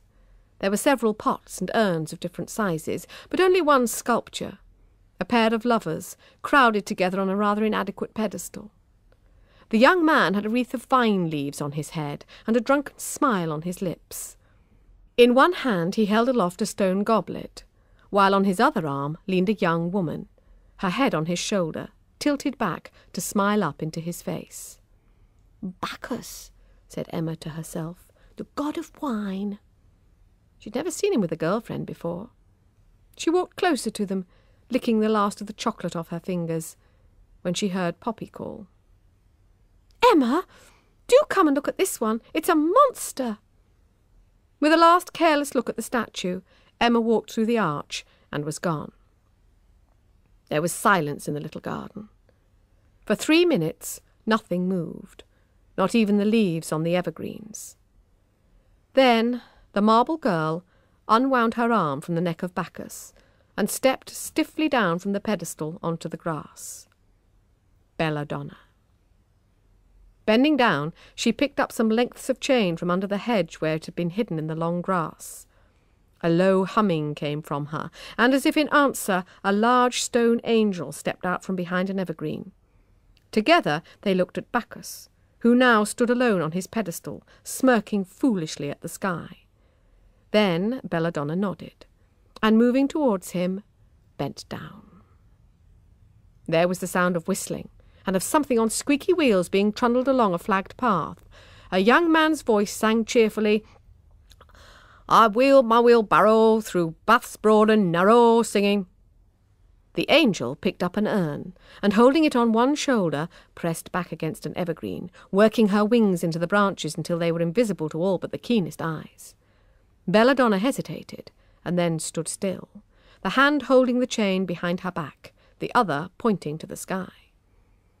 But on Bacchus's ankle, dark as a crack against the white marble, one piece of chain had already been fastened. "Singing statues, fine statues, alive, alive, oh," carolled Mr. Forster's son, coming round the corner, pushing an empty trolley in front of him. As he passed Belladonna, her pointing hand clenched into a fist, and her eyes moved horribly in their stone lids to watch him. He never even noticed her. He walked past the 3 statues without giving them a glance. If he had turned his head so much as an inch, Belladonna would have killed him.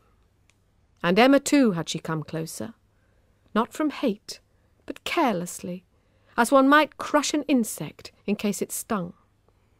Belladonna had no knowledge of good or evil. Like her namesake, the pretty plant that displays its deadly berries to passing children, she could please or kill with equal unconcern. The young man's song receded into the distance. Then Poppy's voice came through the arch. "What about in here?" "No, there's nothing," said Emma's voice. "I've already looked. Let's go this way."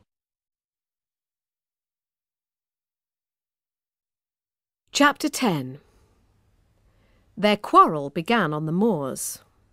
All day, Poppy had been on her best behaviour. She felt if she could store up enough credit, God might be inclined to forgive the odd lie or two that was bound to escape her in time.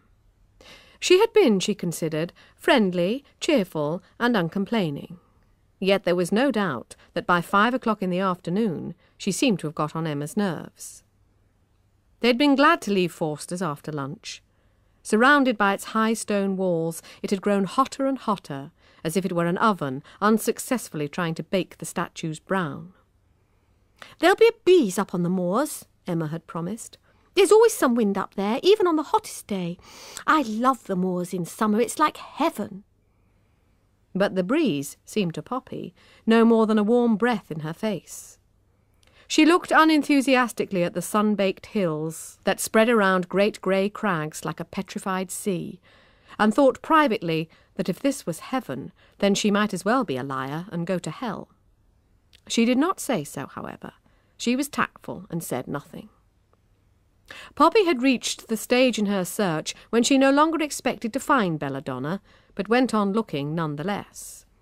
To give up now, before she had looked everywhere, however unlikely, would have seemed like a betrayal. Emma, she knew, only half believed her, but that half was important to Poppy. She didn't want to lose it. If only Emma wasn't so bossy, she thought, balancing one toe on the ground. Her bicycle was a little too big for her, and watching her new friend. Emma was so busy, so needlessly efficient, so fond of taking charge. Look at her now, wasting time once again taking a compass reading. "We're not going to the North Pole, are we?" "You may laugh," said Emma. She obviously was not going to. "But you can't be too careful on the moors. It's not like London. There aren't any policemen you can ask. People often get lost every year. A mist suddenly comes down and they can't find their way back and they die of exposure." "In summer?" "The weather can always change," said Emma shortly. "Come on, Emma. We haven't got all day." Unfortunately, this gave Emma a chance to say it would have been better if Poppy had realised this sooner, instead of herring off down the wrong path just because it was like a switchback and fun to ride over. They must have come miles out of their way. "Sorry," mumbled Poppy. "You could have broken your neck, or the bicycle." Emma made this sound definitely the worst possibility. "Footpaths are meant for feet, not wheels. It was a mad idea to bring our bikes up here." "Sorry," mumbled Poppy again. It had, of course, been her idea. "Still," she added hopefully, "we wouldn't have been able to come nearly such a long way without them." "Since we've been going the wrong way, thanks to you, that might have been a good thing," said Emma sharply. Poppy looked down guiltily. They had planned, or rather Emma had planned, to cut across to the east in order to arrive on the moors above Boverley. Belladonna, Emma had decided, had probably missed out Forster's altogether. If she had been in Boverley churchyard with the angel last night, she could have gone straight up to the moors from there. Poppy had agreed, though privately she thought the statue might be anywhere. Still, she should have let Emma lead the way. "Where now?" she asked meekly. For a moment Emma did not answer. Then she mounted her bicycle and began tolling up a steep hill. "This way," she called over her shoulder. Poppy followed. Her legs were beginning to ache, and halfway up the hillside she had to dismount and push her bike. It was almost as if Emma was choosing the steepest hills and the stoniest paths to punish Poppy. If so, she was suffering as much, if not more, herself. Her face was crimson, and her breath came in short gasps, like a distressed steam engine. But still she went on. If she can bear it, so can I, thought Poppy, and bit her lip to stop any complaints leaking out. Doggedly, she followed Emma up and down until her head spun and the path they were on, which was getting narrower and narrower, finally petered out altogether. There was only rough grass and rocks. Emma sat on her bicycle, her feet on the ground, and looked down at where the path should have been. She said nothing. Poppy, after one look at her face, thought she'd better keep quiet. She gazed round. The sky was now patterned with dark clouds, whose shadows moved like huge black sheep over the golden moors. The sun, appearing and disappearing, now edged a cloud with brightness, now sent down spreading rays to lie upon the side of a hill. Near at hand, among the rocks, a few harebells shook gently in the strengthening breeze. "'Tis quite pretty, isn't it?" she said innocently. "You bleeding idiot!" shouted Emma. "Can't you understand? We're lost, damn you, we're lost!"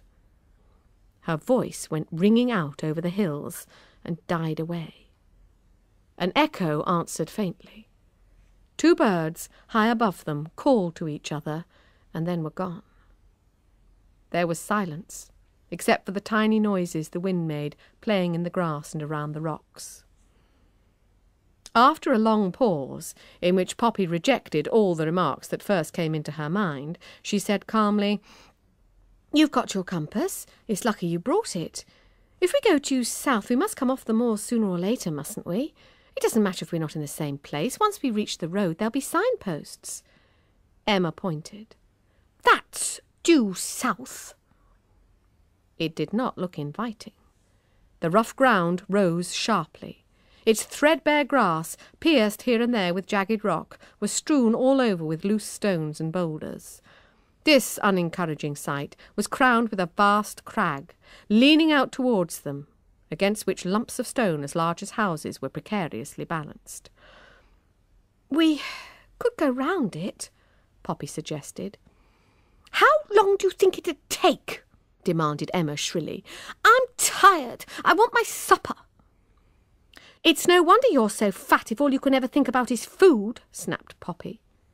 She wished she could catch the words back and stuff them in her mouth, but it was too late. "I hate you!" Emma cried, tears streaming down her face. "I hate you, Poppy Brown! You're horrid! No wonder nobody likes you! I don't want to be your friend any more! You don't know what friendship is!" She jerked her front wheel round and started pedalling furiously away. "Fatso!" Poppy shouted after her. "Fatso Podge!" "Find your own bleeding way back!" Emma yelled, looking back over her shoulder. "I hope you fall down a pothole and die!" With that parting shot, she looked forward again. But too late. Her front wheel hit a large stone, swerved violently and hit a rock. Emma flew over the handlebars, over the rock, and disappeared from sight. The bicycle lay on its side, the front wheel buckled, the back wheel spinning. "I hope you're dead!" shouted Poppy, and burst into tears. There was no answer.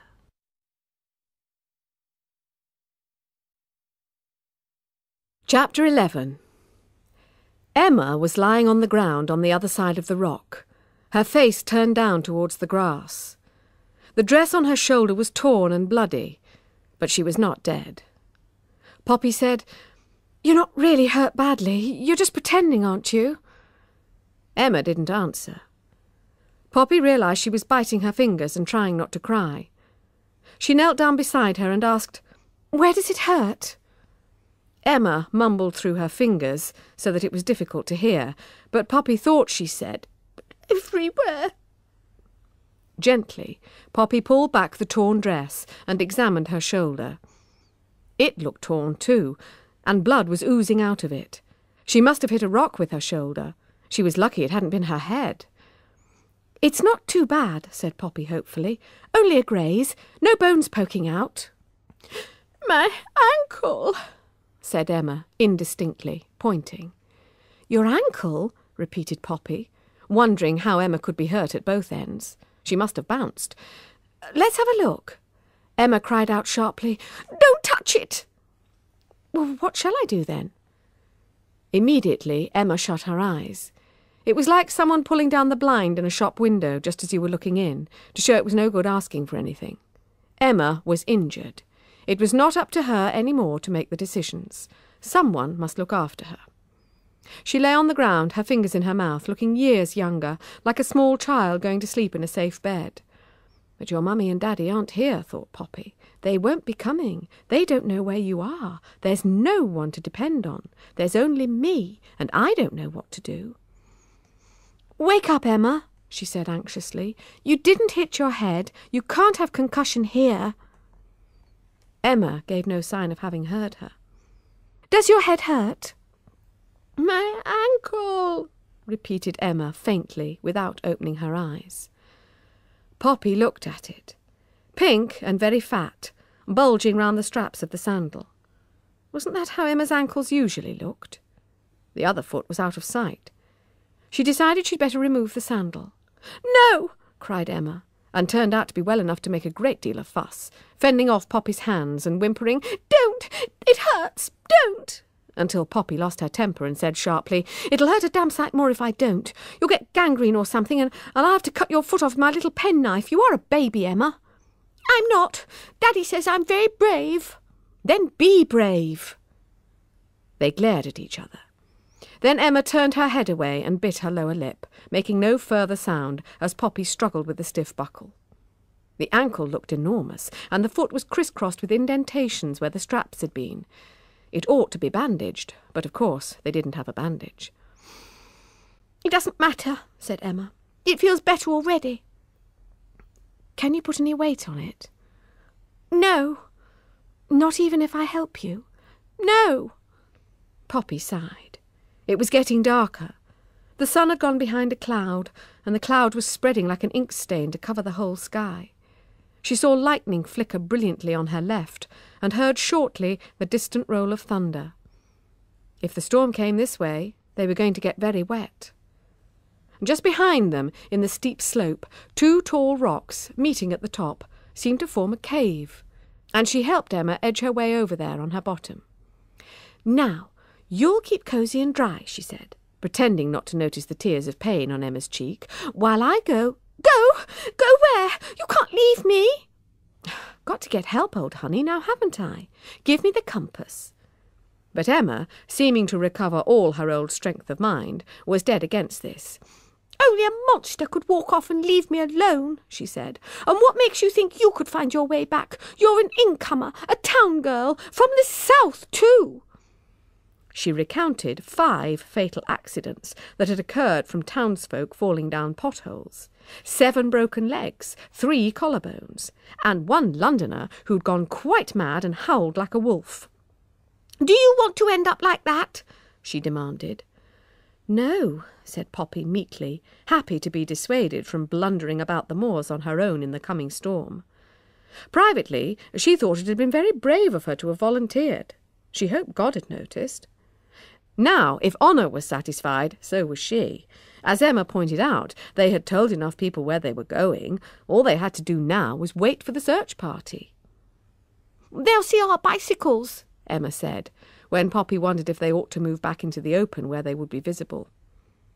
So they made themselves as comfortable as they could, sitting on their cardigans and leaning back against the rock.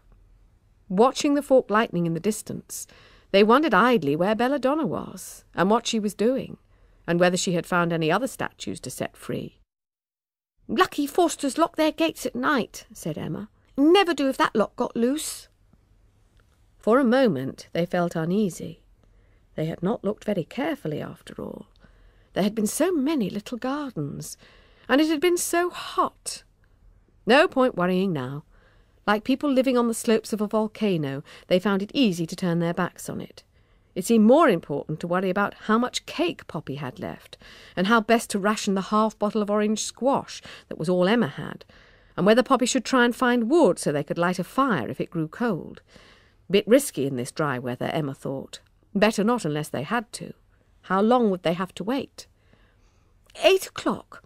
I said I'd be back by 6. They'll be beginning to worry now, said Emma with a trace of satisfaction. Mummy will keep looking at the clock and out of the window. And then she'll ring up your mother. And Mother Brown will say I'm a wicked girl who's not to be trusted and good riddance to bad rubbish, said Poppy. She had meant to say it lightly, a joke merely, but it came out sounding bitter. Emma said quickly, the kindness showing, Don't be silly. Your mother's very fond of you. Yes, sure. She is. She loves you. Anyone can see that. I know. Poppy did not want to talk about mothers, and she didn't need Emma's pity either. Emma, with her daddy and mummy and her big brother Mike, not to mention her dog and her cat and her hamster and her damn goldfish, who'd want to live in such a crowd? Poppy was all right on her own, thank you very much. Where's that search party got to? She asked. Give them time. Mummy'll be crying soon and telling Daddy to ring the police, but he'll be afraid of making a fool of himself. He'll probably drive up to Forster's and then across to Boverley to see if he can find us. And when he doesn't, then he'll go to the police. Only it's getting dark early tonight.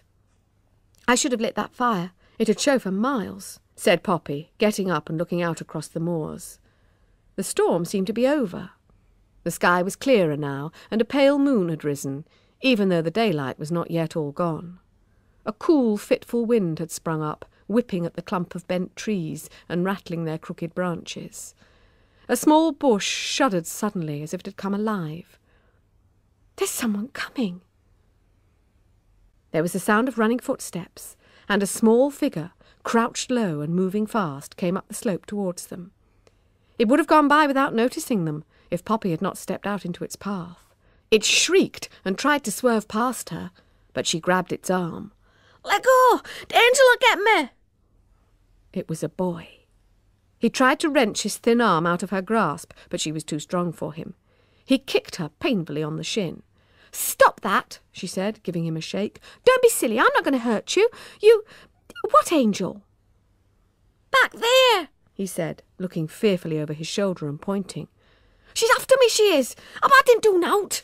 I'll tell her I didn't do nowt. Tell her, oh, put it back. Someone's got a guilty conscience, said Emma, but she sounded uneasy. Is there really? Can you see anyone? Anything? No, said Poppy, straining her eyes, but it must have been the same one. I couldn't run away, said Emma, sounding very frightened. Not with my bad ankle, I mean. Poppy looked very carefully. I can't see anything, she said finally. He must have shaken them off. She turned to examine her captive. He was a thin, foxy child of about 9, with hair which in full daylight would probably be red, but now looked a rusty brown. His complexion was a mixture of dirt, freckles and spots, with a few clean paths where his tears had run. His nose needed wiping, which he now attended to with the back of his free hand. "I's hurting me arm," he whined. "Let go." She looked at him suspiciously. "If I let you go, you'll be off like a rabbit." "No, I promise." "I can run faster than you," she warned him. "I can catch you any time of the day or night. I'm a very good runner. She was about to claim that she had won gold medals for running, but remembered her rash vow just in time. "So if you run away, I'll catch you and you'll wish I hadn't." It was difficult to sound frightening and tell nothing but the truth. Fortunately, the boy seemed impressed by the very restraint of her threat, and swore on his mother's grave that he wouldn't run away, not till they said he could, cross his heart and hope to die. Poppy released him, and he stood rubbing his arm resentfully. "What's your name?" "Rob." "Do you know where we are?" "On Moors the Daphne." "I know that, idiot. What part of the moors? Where's the nearest village?" He looked vaguely round, and then shrugged his thin shoulders. "Where are you from?" "I was from Boverley." "Where were you running to?" "I weren't running to, I was running from. I was lost. Just I know where Boverley is, miss." When he found they were lost too, he burst out crying. What with his accent and his voice being thick with tears, Poppy could not understand what he now said, but Emma reported that, unlikely though it might seem, he was a choir boy. He had been chased, he claimed, by the vicar's angel for stealing some candles from St. Peter's. He had not taken them. He said he would put them back if he had, but he hadn't. He begged them to save him from the angel. He didn't want to go to hell, nor heaven neither. "Poor little mite," said Emma. "I wish he'd blow his nose," said Poppy. "I can't—" She stopped. What was that noise? Not thunder. It was too low. It seemed to come from the very ground itself. Then she saw them. Figures, some pale, some patched with dark, were moving across the shadowed moors. They came slowly, a crowd of them, and the earth shook beneath their feet. In the fading light she saw a white angel, a naked boy riding a goat, a huge Neptune carrying a trident, a pale queen. There were men, women, and children, and creatures she could not name. The leader, it was Belladonna, walked between two white lions. The children crouched back in the shadow of their rocks and watched. Poppy could feel the boy Rob shaking against her and hear his teeth chattering. "Quiet," she breathed, for the strange procession was now passing them by. The strain of waiting was too much for the boy. He screamed and screamed, trying to scramble up the rocks behind them as if attempting to force his way through. The statues halted and turned. There was a loud, low humming, and then they started walking towards the terrified children. Chapter 12. It was not possible to run away. The boy, seeming to have lost his wits, still scrabbled helplessly at the solid rock behind them. Even if Poppy's legs had not been weak with fright, how could she have left him and Emma? But she could not help remembering, as they were dragged from their cave, the warning proverb, "Never catch at a falling knife or a falling friend." The statues stood around them in a circle, like Stonehenge, and stared at them. Poppy's heart beat like a drum. The boy was still screaming, but his screams had a fading, defeated sound, as if he knew his end had come. The angel was holding him at arm's length, and every now and then, when he stopped for breath, she would shake him, as if to see what would happen. When he had screamed himself hoarse and could no longer respond to this treatment, she raised her stone fist and looked towards Belladonna, as if for permission. "No!" shouted Poppy, finding her voice at last. "Don't hurt him! Stop her, Belladonna, please!" Belladonna glanced towards Poppy, but made no sign. It was a youth, a shepherd boy of extraordinary beauty, who stepped forward to hold back the angel's arm with his crook. Then, putting down both the crook and the lamb he had been carrying, he took the boy by the hair and looked down into his face. Rob, quiet at last, stared back in terror. Gently the shepherd boy put out his stone finger and, catching a tear as it fell from Rob's lashes, carried it over to Belladonna. They studied it curiously as it gleamed faintly in the moonlight. Poppy, watching now, heard a loud, low humming sound all around her. Something hard poked her in the back. She jumped with fright, and found a small group of statues had come up close, and were examining her with their pale eyes. Something about the fixed, sweet smiles, the strange faces, the outstretched arms, was horribly familiar. It was like an old nightmare suddenly come to life. Their stiff fingers poked and pried, caught at her shirt, and raked through her hair. One statue, pulling some strands out by the roots, held its hand up in the moonlight, the fine shining hairs caught in its stiff fingers, stirring slightly in the wind. It seemed bemused by something so delicate and soft, and fingered its own grim, immobile curls, as if dissatisfied. More hands stretched out towards Poppy's head, as if desiring a share of this strange, soft stuff that grew on it. With a yelp of terror, she dodged and ran blindly into the centre of the circle. "Emma! Rob! Where are you?" she screamed, for she could no longer see them. There were statues everywhere, with their strange blank faces. Then at last she saw Belladonna. Belladonna, her friend, whom she had set free, and who surely must love her for it. She ran to her and caught her arm. "Belladonna, please! Oh, please, it's me, Poppy!" There was no sign of recognition in the face that turned to her. Don't you remember me? Said Poppy, trembling. We were friends. Remember the little garden? How I gave you my bracelet? It was me that gave it to you. The chain. No sign of gratitude in the marble face. But we were friends. You can't have forgotten. Say something, Belladonna. Say you remember me.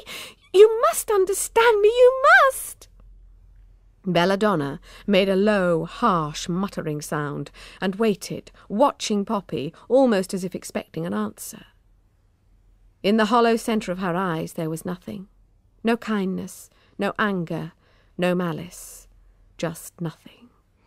Oh, please, said Poppy, crying. You must understand me, please. Above the continuous murmuring hum, there suddenly came an odd, loud hooting. Belladonna made a sharp, short sound like a command, and some statues moved back to reveal Emma sitting on the ground. Her dark hair was all pulled about, and her cheeks wet with tears. One hand was nursing her ankle, while the other was pressed against her mouth, trying to muffle her moaning. The rough handling had hurt her body. The sight of moving statues offended her mind. It made nonsense of everything she'd ever learned. I don't believe it. I don't. No, I don't, she cried through her fingers. I want to wake up. Oh, God, I want to wake up. Belladonna made a sharp sound and gestured violently with her hand. Up, up, she seemed to be saying, as if furious that anyone should sit in her presence. She can't get up. She's hurt her ankle, said Poppy quickly, coming to Emma's side, pointing to the ankle and miming with her hands as if she were wringing out a dishcloth. Twisted.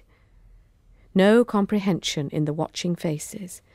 Sort of broken, said Poppy helplessly. She made a sharp gesture as if she was snapping a twig. Belladonna stared. Then, to Poppy's utter horror, appeared to misunderstand. Beckoning the angel, she made a horribly expressive gesture with her hands, of something being crushed, crumpled up like paper, and thrown away. Immediately, the angel started to advance upon Emma. Emma started to shriek, and Poppy, dancing about in terror between Emma and the angel, shouted, "No! Go away! No!" All the statues stood watching, humming in a high-pitched, irregular fashion that sounded horribly like laughter. The angel, playing up to them, did not simply knock Poppy out of her path, but made a game of it, stepping first this way and then that, so that Poppy nearly fell over her own feet. Then the angel leaned forward. Poppy found herself seized by hands so hard that they seemed to grind her very bones, and she half expected to see herself powdering away like flour. The earth fell away, and she was up in the sky, held aloft like a baby by white columns of arms, while she kicked and tried in vain to reach with her fist the huge, grinning, upside-down face. Now this vanished from her sight as she was tossed up in the air. She saw the moon spin round the sky like a golden ball. She saw the circle of statues below like an open mouth. The ground rushed up and hit her, knocking all the breath out of her body. The statues seemed to find this very funny. "Beast! Bleeding cow!" yelled Poppy, too angry to care what she said. "How could you let her, Belladonna? How could you?" Then, remembering the words Emma had used to her, she added, "You don't know what friendship is."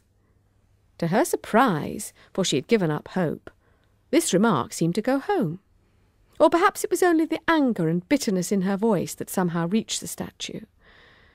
Belladonna's smile slowly faded, and she stared at Poppy with a puzzled frown. Then she beckoned to the angel and the shepherd youth, and they stood humming together. From the way they kept glancing at the children, it was obvious they were discussing them. The other statues had moved back again into their circle, only this time it was smaller. There were no gaps. Poppy felt her hand tugged and looked down. Rob's dirty, tear-stained face, now bleeding from a graze on one cheek, looked up at her. "Take me home," he whined. "Please, miss." She squeezed his hand helplessly. Now Belladonna and her two companions began slowly walking round the circle, stopping to talk to the other statues, for their humming could only be some sort of speech, and turning often to glance or gesture towards the children. "They're deciding what to do with us," thought Poppy. They're asking everyone's opinion." She looked anxiously at Emma and Rob. How scruffy they looked, how dirty and plain, as she must herself. What would they look like to these tall, unchanging, perfect beings, so beautiful in the moonlight? Rubbish, no doubt. Flimsy, ill-made, expendable. "Don't sniff. Haven't you got a hanky?" she whispered angrily to Rob. "Stand up straight, can't you?" For he was crouched like a runner at the start of a race, and his eyes looked this way and that for the chance to make a bolt for it. "You'd never do it," she hissed. "Do you want to get us all killed?" Belladonna and her companions had reached the huge Father Neptune, and, as Poppy watched, he made a downward stabbing movement with his trident. It was impossible to mistake his meaning. There was one vote against them, and from the appreciative hum that followed, many were in agreement. "Can't you think of anything?" Poppy whispered fiercely to Emma. "You're supposed to be clever. Go on, be clever." Poor Emma stared back blankly. She was clutching her haversack, which she must have been holding when they were dragged out of the cave. Now, while she still stared in front of her, one of her hands moved sideways like a crab, disappeared into the haversack, and came out holding a box of matches. She did not say anything, but just sat there holding them. Poppy squatted down in front of her, pretending to be examining her ankle. "What's that for?" she whispered. Emma did not answer. She seemed to have lost her voice. "They won't be afraid of fire," Poppy whispered, disappointed. "Stones don't burn." She stood up in time to see another statue clench his fist and bring it down sharply, as if hammering something. And another, and another. Why? What had they done? How had they offended the statues, just by being different? She looked desperately round the smiling faces. They weren't even angry. She could hear their high-pitched humming laughter. Were they really going to kill them just for an evening's entertainment? Or from curiosity, like a small child taking a clock to pieces to see how it worked? Didn't they know it was wrong to hurt people? Didn't they know about pain? She must make them understand. She ran forward, crying. "Please, what are you going to do? Don't hurt us, we haven't done anything. Belladonna!" Belladonna looked at her and turned away. Poppy glanced at the shepherd boy, and it seemed that he looked at her kindly. She caught hold of his arm. "We can help you. We're not worthless, honest," she said, pleading. "We can tell you things. You're new to it all. There'll be lots you don't know. We can help." Slowly, he moved a hand up towards her face. So gentle was his smile, so warm, that she thought he was going to stroke her cheek, and did not move away. Instead, his cold fingers gripped her by the chin, and he forced her mouth open. She started to struggle, but it was so painful that she stopped. She thought he was going to break her jaw. She stood still while he gazed curiously into her mouth. Then, still smiling, he let her go and turned away. "We can't help you if you kill us," Poppy shouted, "because we'd be dead, and then it would be too late. Ask her," she pointed to the angel. "She must know about death. She stood in Bobbley churchyard long enough. Ask her if they talk at night." The statues hummed. They looked curiously at Poppy's pointing finger, looked at their own fingers, began pointing with them, first at random, then suddenly, seeming to get the idea, they all turned and pointed at the angel. The angel, made uneasy by all this attention and knowing where to put the blame, advanced furiously on Poppy. Emma struck a match. She held it to the little pile of torn paper and dry grass she had made, unnoticed while Poppy was talking.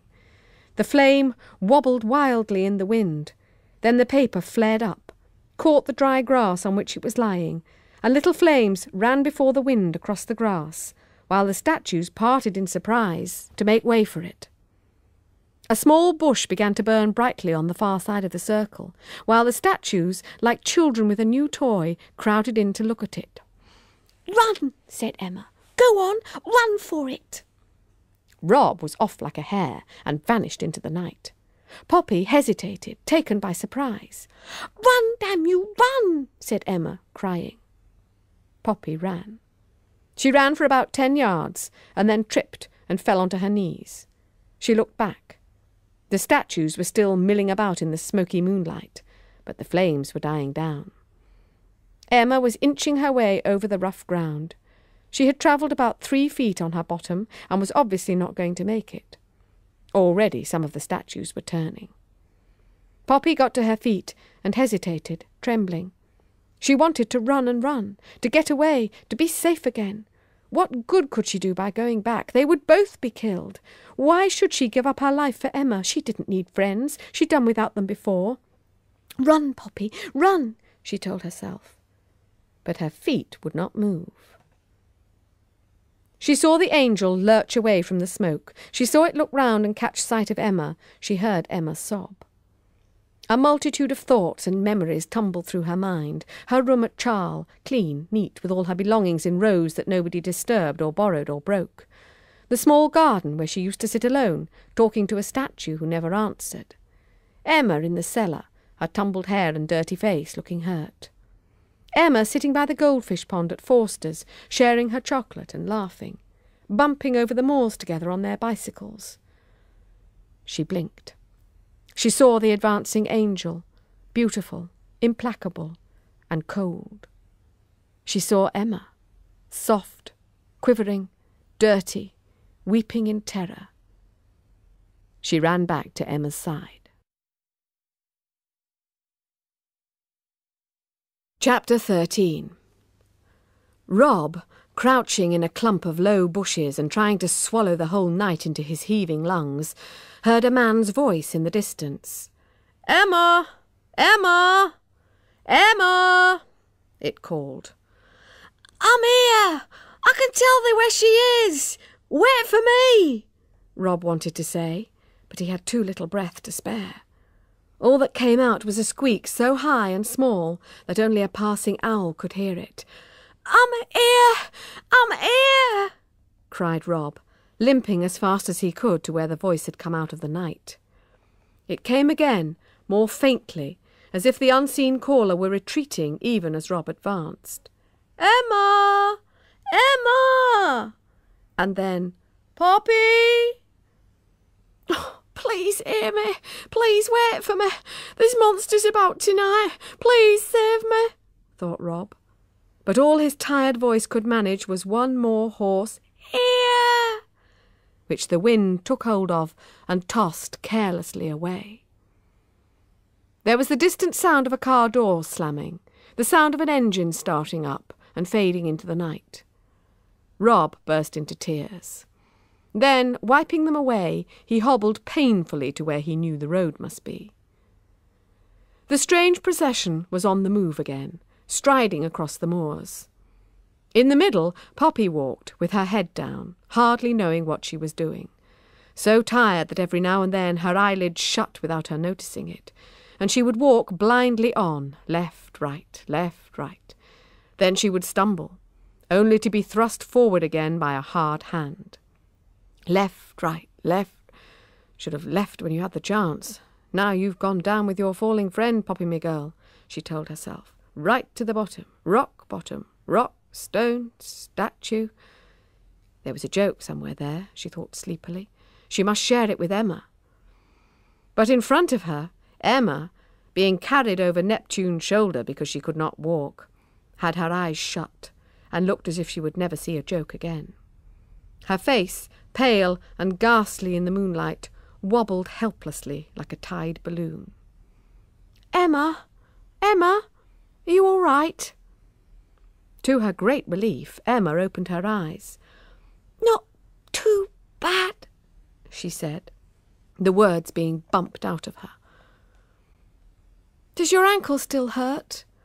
"Not very much." Brave, untruthful Emma. Poppy decided not to tell her about the ache in her own knees and the blisters on both heels. If only they could rest. She looked from under her lashes at the tall white figure striding beside her. Her jailer. He was supposed to be a god of some sort, Emma had said earlier. The god of birds, perhaps? He was wearing wings on his hat and at his ankles. He walked rather like a bird, too, a stiff-legged strut, like a seagull, sharp-nosed and jerky. What had Emma called him? Mercury, that was it, like in thermometers. She remembered because it seemed an odd name for a god. Please, Mr. Mercury, sir. His eyes moved, but he didn't answer. His hand, she knew, was hard. Could he be moved by tears? Please, can we stop for a rest? Please, sir. He ignored her. Perhaps he had not understood. I'm so tired, she said, sniffing. My feet hurt. My heels are rubbed to rags. Look. She hopped on one foot, trying to show him the blister on the other.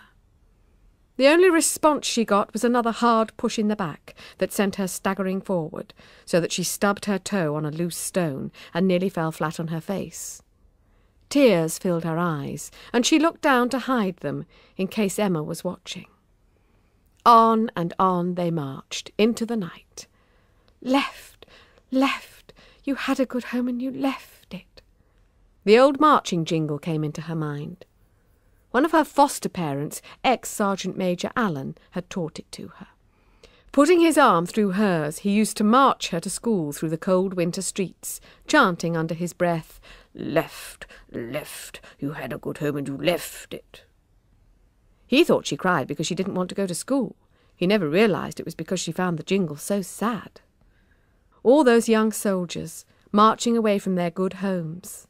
How many good homes had she left? Goodbye, Foster Mother Allen. Goodbye, House Mother Radlett. So many mothers, always calling her me dear and my pet. Why? Because they couldn't remember her name. Pansy, they would say hopefully. Rose, Lily, Flora, Ivy. They knew it was the name of a flower, but which one? She never stayed long enough for them to be certain. Easier just to say me dear and be done with it.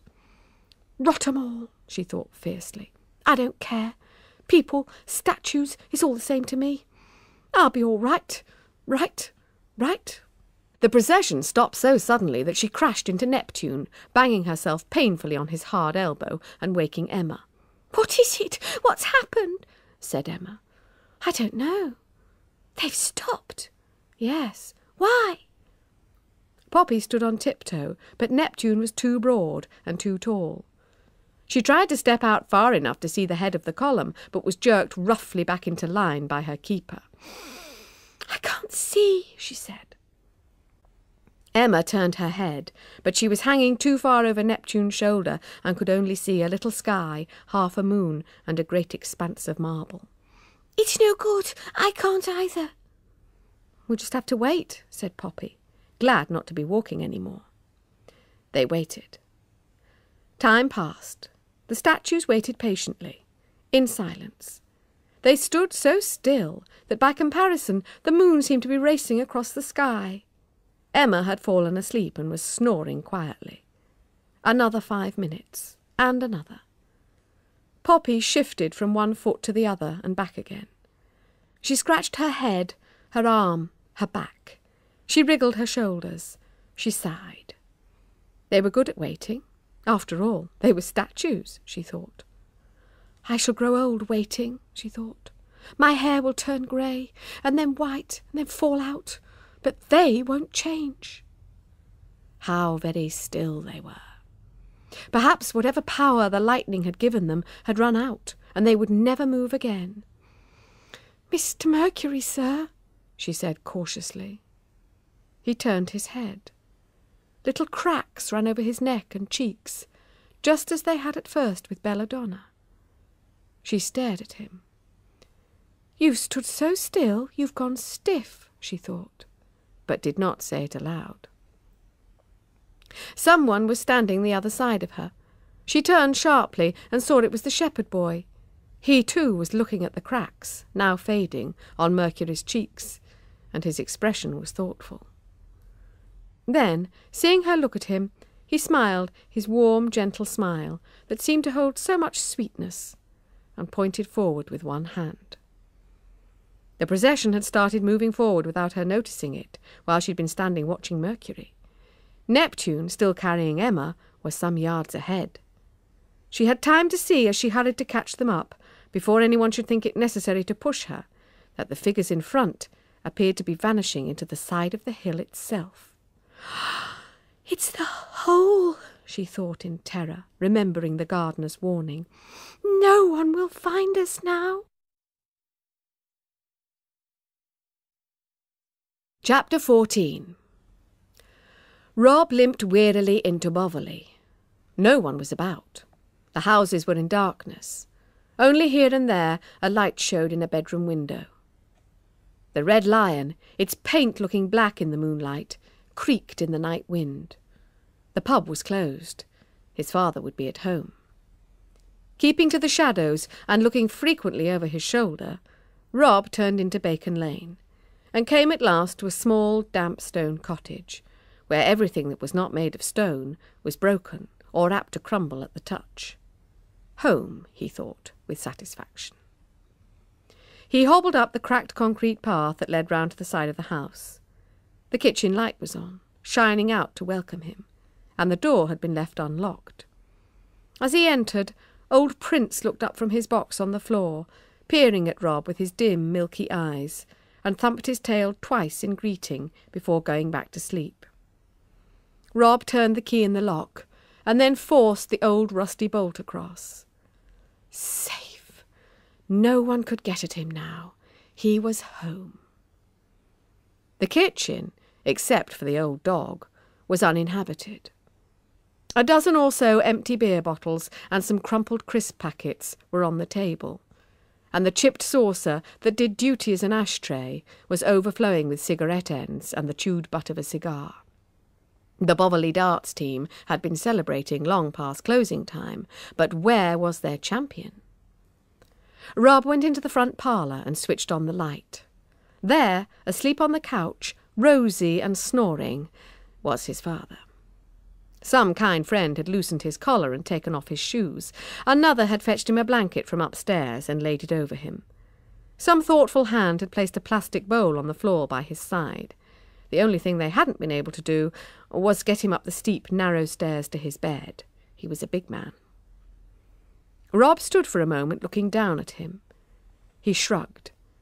Then he looked across to the uncurtained window where the night showed black. "It's naught to do with me," he thought. "Not my friends. Never seen 'em before." But the one called Poppy, he remembered, had said, "Don't hurt him," and the fat one had said, "Run." He turned back to his father and, leaning down, shouted into a large red ear. "Dad! Wake up, then! Wake up!" His father stirred beneath the blanket and belched. "Dad! There's something bad going on up moors! That's got to wake!" "What's that?" "Yeah, I'm telling you, there's two girls." "Go away." "One's hurt." His father groaned. "They'll be hurt, lad, if they don't scram," he mumbled. "Dad, listen! Tim Hollister's got 'em." One bloodshot eye opened and regarded him pathetically. "Dad's been dreaming. Go away, there's a good lad, or I'll belt you one. Go back to bed. Can't you see the father's sick?" "Dad's not sick, dad's drunk," said Rob bitterly. "That's what ails you. The drink's got you and I'll be daft till morning." He left his father snoring and went up to his own room. He did not put on the light. Opening his window wide, he leaned out and looked searchingly into the tangled garden below. What was that moving? A black cat hurried across the silver grass, intent on its own business. Trees tossed in the wind, their branches snatching at the moon. A single grey towel flapped on the clothesline. What was that? Rob leapt into bed and pulled the blanket over his head. "Oh, Lord," he prayed, "call off that bleeding angel." As soon as Poppy saw the gaping black hole into which the procession was disappearing, her feet stopped of their own accord. But it was no good. Hard hands grabbed at her from behind and swung her off her feet. She had a last glimpse of the shepherd boy's smiling face, with the moonlit moors behind it. Then she was in the dark. At first she could see nothing. She was roughly dumped down against something hard and something soft. The something soft immediately began to whimper. Its ankle hurt. Its bed was cold. Why was it so dark? "Put on the light," demanded Emma, waking from a dream of home. "Emma, it's me," whispered Poppy.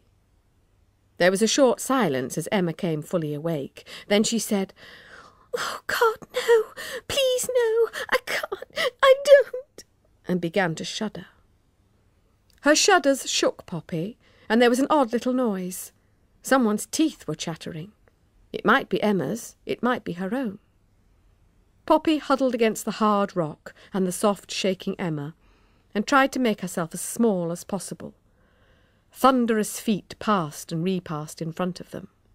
Her eyes, now accustomed to the gloom, watched in numb amazement the dim grey figures lumbering by, each carrying in its arms a huge rock. It was like a vision of cold hell, with the devil's grate being cleared of clinkers. As the figures came to the entrance of this ghastly place, she saw them more clearly, silhouetted against a patch of night sky, and she realised what they were doing. They were blocking up the opening. Already the pile of rocks was waist high. Soon it would be quite closed. They would be shut in the dark forever. Her mind was dazed. It was as if she had shut out terror for another time, another day perhaps, when she felt stronger. She could not face it now. Besides, there was something distracting her. "Emma," she whispered, "I gotta go. Don't leave me. I need to pee. I won't be a sec." She looked towards the diminishing patch of sky.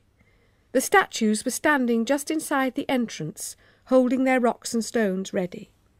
She looked the other way, into a darkness her eyes could not penetrate, but from which there seemed to come a faint, damp breath of air. She stretched out her hand, and her fingers met nothing. She got carefully to her feet. "Where are you going?" asked Emma tearfully. "I told you. Don't go." "Do you want me to wet my pants?" asked Poppy crossly. She was suddenly furious with Emma, though she knew it was unfair. Emma had given her a chance to run for it. It was her own fault she hadn't taken it. But why did she have to strain her stupid fat ankle in the first place? She slid her left foot forward, then her right, keeping one hand on the rock wall beside her and one stretched out in front of her. She had taken 3 steps forward in this way when the ground vanished. Her foot waved wildly in empty air. She threw herself backwards, hard onto hard rock, bump, bump, bump, down 3 steps before she managed to stop. She must have cried out, because Emma called anxiously, "What's happened? Poppy! Poppy!" "Nothing." A flight of steps. She felt the edge of the one she was sitting on with her fingers, and then the one above. They were too regular, she thought, to be accidental ledges. They were man-made steps, cut out of the solid rock and leading down into the darkness. "Poppy!" called Emma. "Just a minute." It must be an old mine, not a cave. There might be several tunnels. If she went on... "Poppy!" cried Emma, sounding on the verge of hysteria. "Oh, all right!" shouted Poppy, and turned round. The patch of sky was gone. There was no light left behind her. Something moved in the dark. She could sense it coming nearer. She felt herself lifted up and flung over a stone shoulder. "Emma!" she cried, stretching out her hand, but her fingers only touched rough stone. Whether it was another statue or the rocky wall of the mine itself, she could not tell. "Emma!" she screamed, as she was carried down into a darkness more complete, more terrible than she had ever known before. "Emma!" "Poppy!" came the answer from behind her. "Poppy!" It came again from in front. "Poppy! Poppy!" from every side as the echo teased her. "Poppy, where are you?" She didn't know.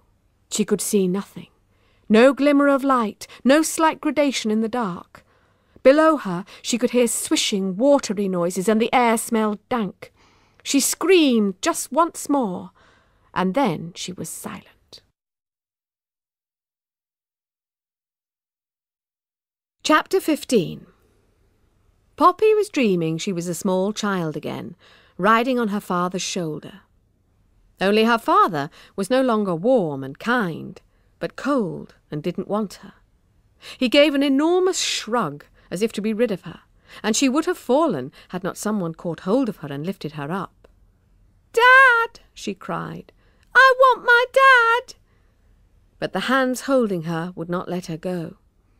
They lifted her higher and higher, and she was afraid and cried to be put down.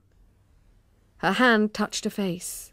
The face was hard and cold, the open eyes unblinking. It was the noise that woke her. She opened her eyes and saw nothing. It was pitch black. But now, instead of being carried like a sack, she found herself precariously balanced on a slippery marble shoulder, clinging on to an unknown head, while from all around there arose a terrible commotion. The watery sounds were gone. Instead, there came a loud, discordant humming and grunting, a banging and crashing, a grinding and scraping that beat on her eardrums like a mad musician. Several times something banged into the statue carrying her with a jolt that nearly shook her from her perch. She held on with all her strength, afraid that if she fell off into the hubbub below she would be killed. Whatever was going on, it was no place for a creature of flesh and blood. Fortunately, her bearer seemed to agree. After forcing its way through the noisy and crowded dark, it lifted her up and placed her, like a doll, on a high shelf above its head. Instinctively, she drew her feet in, out of harm's way. Just in time.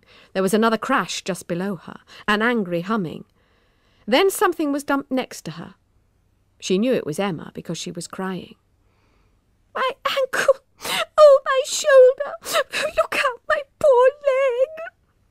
"Emma," said Poppy, putting out a hand. "Poppy!" cried Emma, thankfully. The two children clung together and listened in terror to the strange clamour below them. After a while, they moved back from the edge until they came to a rock wall behind them, against which they leaned, exhausted. The crashing and banging diminished. The humming became softer and lower. The children slept.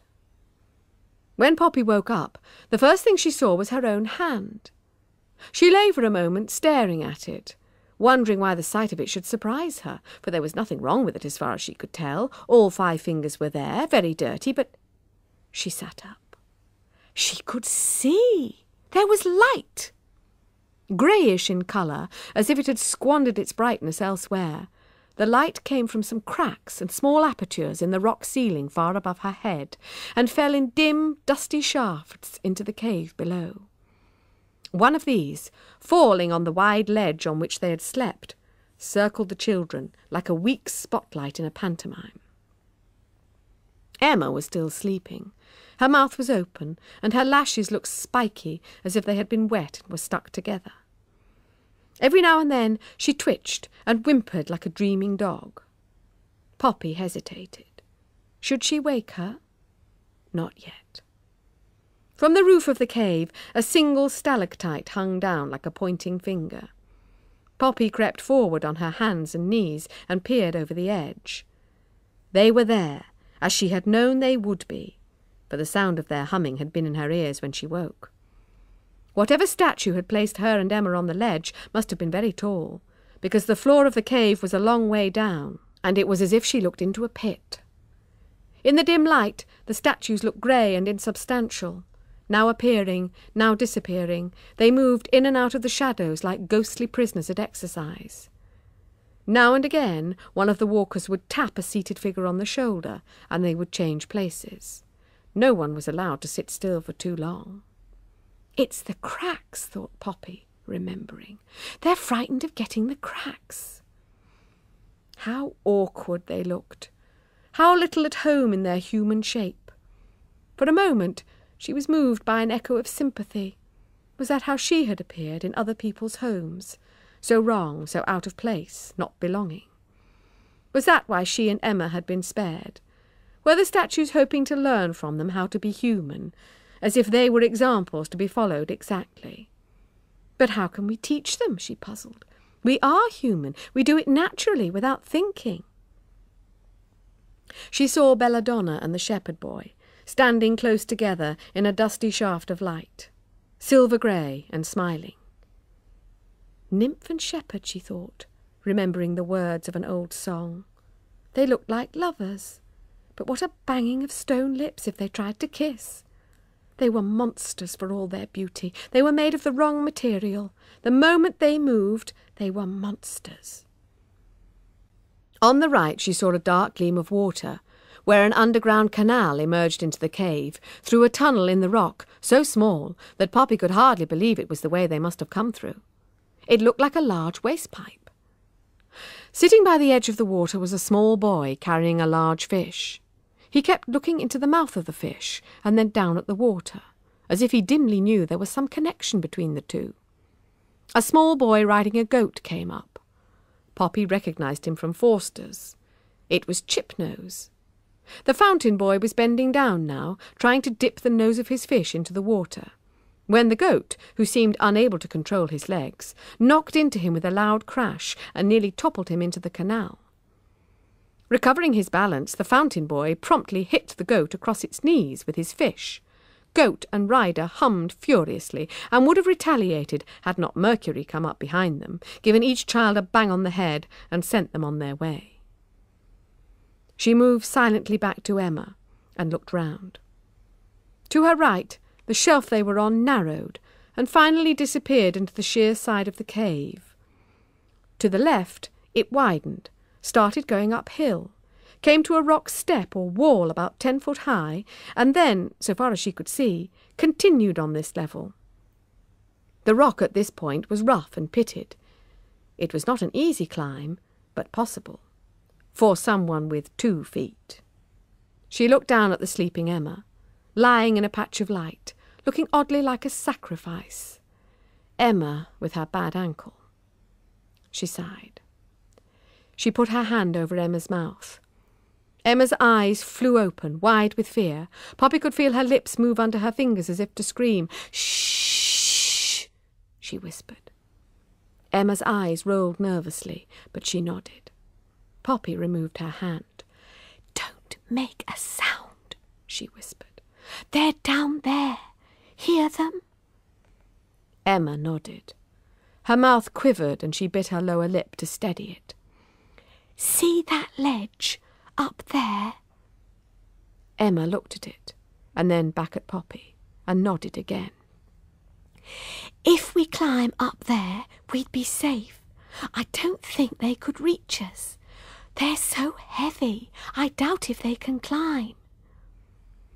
Emma looked as if she thought she was so heavy she doubted if she could climb either. "My ankle," she whispered. They both looked down at it. Poppy tried to persuade herself that the swelling had gone down. Then she remembered one of her housefathers used to go climbing in Wales every year, and what he'd told her. "Handholds are more important than footholds," she whispered, thinking for the first time that there were some advantages in being fostered out so often. One collected a good deal of odd information. "Your foot might slip, but your hand will grip," she quoted softly. Emma looked unconvinced. "You've got to make the effort," Poppy said urgently. "They're hitting out down there, Emma. Great stone fists. Off with your head. Come on." It proved as difficult as Poppy had feared, getting Emma up onto the higher ledge. They were cold with fear. They were hot with exertion. Their mouths were dry, their hands slippery with sweat. Clothes were torn and skin grazed, and still Emma was only halfway up, clinging to the rock with 2 hands and 1 foot, while Poppy reached down from above, her arm 10 inches too short. "Come on!" "I can't," whispered Emma weakly. "I can't move. You go on, Poppy." "We've had all this before," whispered Poppy crossly. "You're getting up here if I have to throw you up myself." "I can't. I've got cramp in my leg." "Rot your leg. Look, there's a good handhold. No, to your left. There, yes." Poppy leaned over and managed to grasp Emma's wrist, pulling till she felt her bones crack. For a moment she thought they must both fall. 2 falling friends with no one to catch at them. Then, with a slither and a flop, like a huge landed fish, Emma was on the ledge beside her. They lay there, getting their breaths back and smiling at each other. Then Poppy sat up and looked over her shoulder. It was darker on this ledge than on the one below. The rays of light missed it completely. She strained her eyes, trying to see where it led, trying to persuade herself that it did lead somewhere, and that the solid darkness ahead was merely shadow and not rock. Emma was looking in her haversack, which she'd had on her back, and which had been very much in the way. Her hands rustled in the remaining paper bag and came away empty. Poppy stared at the haversack. Considering it had twice hit her on the head when she'd been trying to push Emma up the rock, she must have known Emma still had it, but only now did she realise. "All last night," she whispered bitterly. "All last night, Emma, you had a torch on you." Emma did not answer, but just looked guilty. "I suppose the torch is still in your haversack?" Emma nodded. I didn't think. You should think. Try it sometime. You'll find it works wonders. I thought they'd take it away if they knew I'd had it. I thought if I kept it dark, then if we got a chance to escape, it would give us an advantage." "You were the one with the advantage," said Poppy, her voice rising shrilly. Remembering her terror in the dark, she was suddenly very angry. Too angry to notice the statues had stopped humming. She went on complaining, her voice loud in the silence. "I'm sorry," said Emma, dismayed. She grabbed the torch out of her haversack and thrust it at Poppy. "Look, you take it now." Now it was light. "Oh, thank you very much." Poppy pushed Emma's hand away crossly. The torch slipped from her fingers, bounced once on the ledge. "Catch it!" cried Emma, and they both snatched out with their hands, getting in each other's way, missing. The girls looked down, and the statues looked up, all watching the torch fall. It hit the floor of the cave and broke in two. The top rolled across to the feet of the shepherd boy, who picked it up and stared at it curiously. Belladonna, glaring up at the children, opened her mouth, and the whole cave rang with a terrible stone shouting. Chapter 16. Poppy looked along the ledge, straining her eyes in an attempt to make them see something different. A door, perhaps, marked exit in neon light. Or at least another tunnel, another ledge. Anything but the dark shadow that was now unmistakably a sheer wall of solid rock, arching up to form the ceiling of the cave. They had, she judged, about 9 feet of rock shelf for a home, with no modern conveniences whatsoever. She looked down. Belladonna was beckoning imperiously. "Come down? Not a chance, not a hope. You're too rough for us. Go and play by yourselves." Belladonna stood glaring up at them, with her legs apart and her hands clenched into fists. Poppy suddenly remembered a small boy she had once seen at a day nursery, standing in just such a pose, screaming because the toy he had wanted was out of reach. When it had been given to him, he had promptly taken it to pieces, and failing to put it together again, had kicked the bits all over the floor. It was not a comforting memory. She wished she had not thought of it. More beckoning. Another shout. "Go and stuff yourself!" she shouted back. "Don't annoy her," said Emma nervously. "They can't reach us up here." "I know, but—" Emma, too, had looked along the ledge and seen that it led nowhere. "We might have to bargain with them later." Bargain? How? And with what? What could they offer in exchange for food and water? The statues had only to wait for them to die of hunger and thirst. Poppy shut her eyes. "I don't want to die," she thought. "Not now. Not here in this horrid cave. Not before my birthday. Please, God, I don't want to die." There was an angry humming, like a wasp's nest disturbed. Poppy opened her eyes again. She saw fists rise and fall like hammers, feet stamped on the ground like thunder. "Are you sure they can't reach us?" whispered Emma, pressing back against the rock wall until every knob of her spine was in danger of being flattened. The statues seemed to be having an argument. Neptune and Mercury confronted Belladonna, their humming discordant and shrill. Belladonna suddenly roared very loudly. Neptune bellowed like a bull and showed her his huge fist, without, however, actually hitting her. He and Mercury then left the group, followed by a dozen or so others, and came and stood below Poppy and Emma, looking up at them. "Go away!" shouted Poppy. "They can't get us up here," said Emma. "Can they? Can they, Poppy?" Neptune had moved over to the lower ledge. He could reach it easily with his hands. It was probably he who had placed them there last night, for most of the other statues were smaller. His stiff fingers grated on the rock as he tried to get a grip. He was too heavy. Try as he might, he was not able to pull himself up. More statues gathered round him, humming with excitement, and seeming by their gestures to be offering advice. At last, only Belladonna and the shepherd boy stood apart, hand in hand, watching. "Belladonna!" shouted Poppy. "Stop them, please!" Belladonna stared at her. Her smile seemed bewildered, as if for the first time her stone heart was touched by feeling, and she was surprised that it hurt. She didn't move. Now Neptune was trying to lift a smaller statue, not a cherub, but a dainty Apollo, no taller than Poppy. Slim and delicate as he looked, he was heavy. Neptune staggered and had to put him down. Mercury came to help him. Together they hoisted him up, but still could not quite place him on the ledge. "Stop it!" shouted Poppy, looking round in vain for something to throw. "You'll only hurt yourselves! Go away!" Neptune knelt down. Mercury and one of the Winters placed the small Apollo on his shoulders, from where he stepped neatly up onto the ledge. Oh, Poppy!" cried Emma. "He won't be able to climb up this far, will he?" "If he tries, push him off." The Apollo walked along the lower ledge towards them. It was as well for him that the ledge was wide, as he walked with the stiff, lurching movement they all had, and might easily have fallen off. He was directly below them now, reaching up with his hands. He was nowhere near tall enough. "Go away, Titch! You'll never do it!" yelled Poppy. His pale, hollowed-out eyes stared up at her for a moment. It was impossible to tell what he was thinking.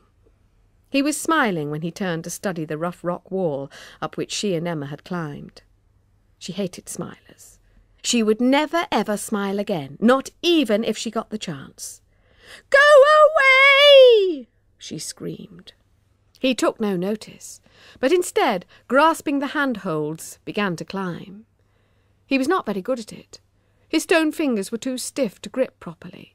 His toes could not separate to cling to the rough rock. It was obvious he would never make it. Poppy began absurdly to worry on his behalf. "Be careful, you'll fall," she said warningly. "Let him," said Emma fiercely. Halfway up, his foot slipped. He clung for a moment by one hand, his other seeking wildly for a hold.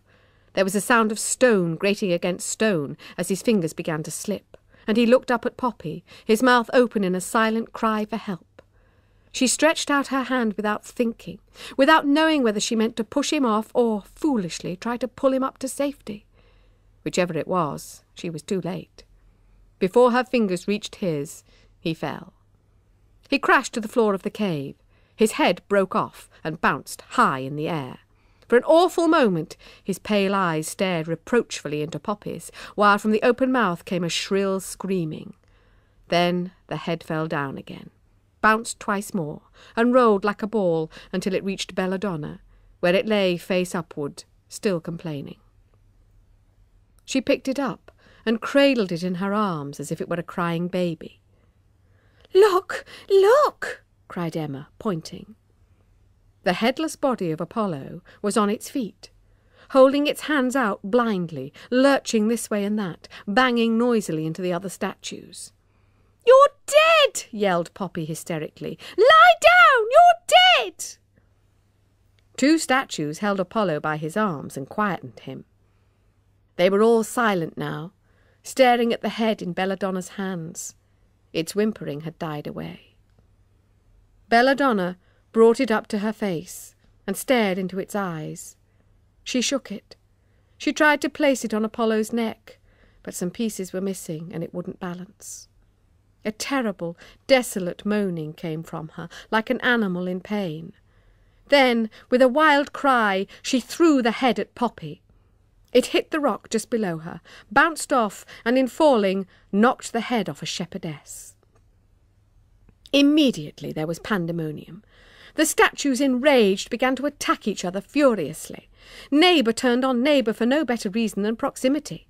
Fury filled them like steam in a kettle that had to burst out any way it could. They only knew they were angry, not why nor with whom. With a terrible clamour they knocked off each other's heads, arms, legs. Those who had hands left picked up the fallen limbs and used them for more slaughter. A large stone fish flew through the air and fell into the canal with a tremendous splash. Bewildered and dazed with fear, Poppy watched them. Why were they killing each other? What possessed them? Why could they feel such anger and hate, but not pity or love? Where could they have learned? Not from her, surely not from her. She only hated them because she was afraid. "Look!" cried Emma suddenly. One statue had remembered them. One statue was ignoring the mighty battle behind him in an attempt to get at them. Neptune's protruding eyes glared as he slipped and stumbled and clawed in his efforts to reach them. The girls moved back as far as they could, watched him, and trembled. On the far side of the lower ledge, jutting out like a narrow chimney breast, part of the rock wall leaned inwards. There was a large crack, running right up to the roof on this side of it, into which Neptune was able to put his hand and wedge one of his mighty feet. He clung to this projecting bulge as if he were hugging it, and finding some foothold on the side they couldn't see, began edging his way up.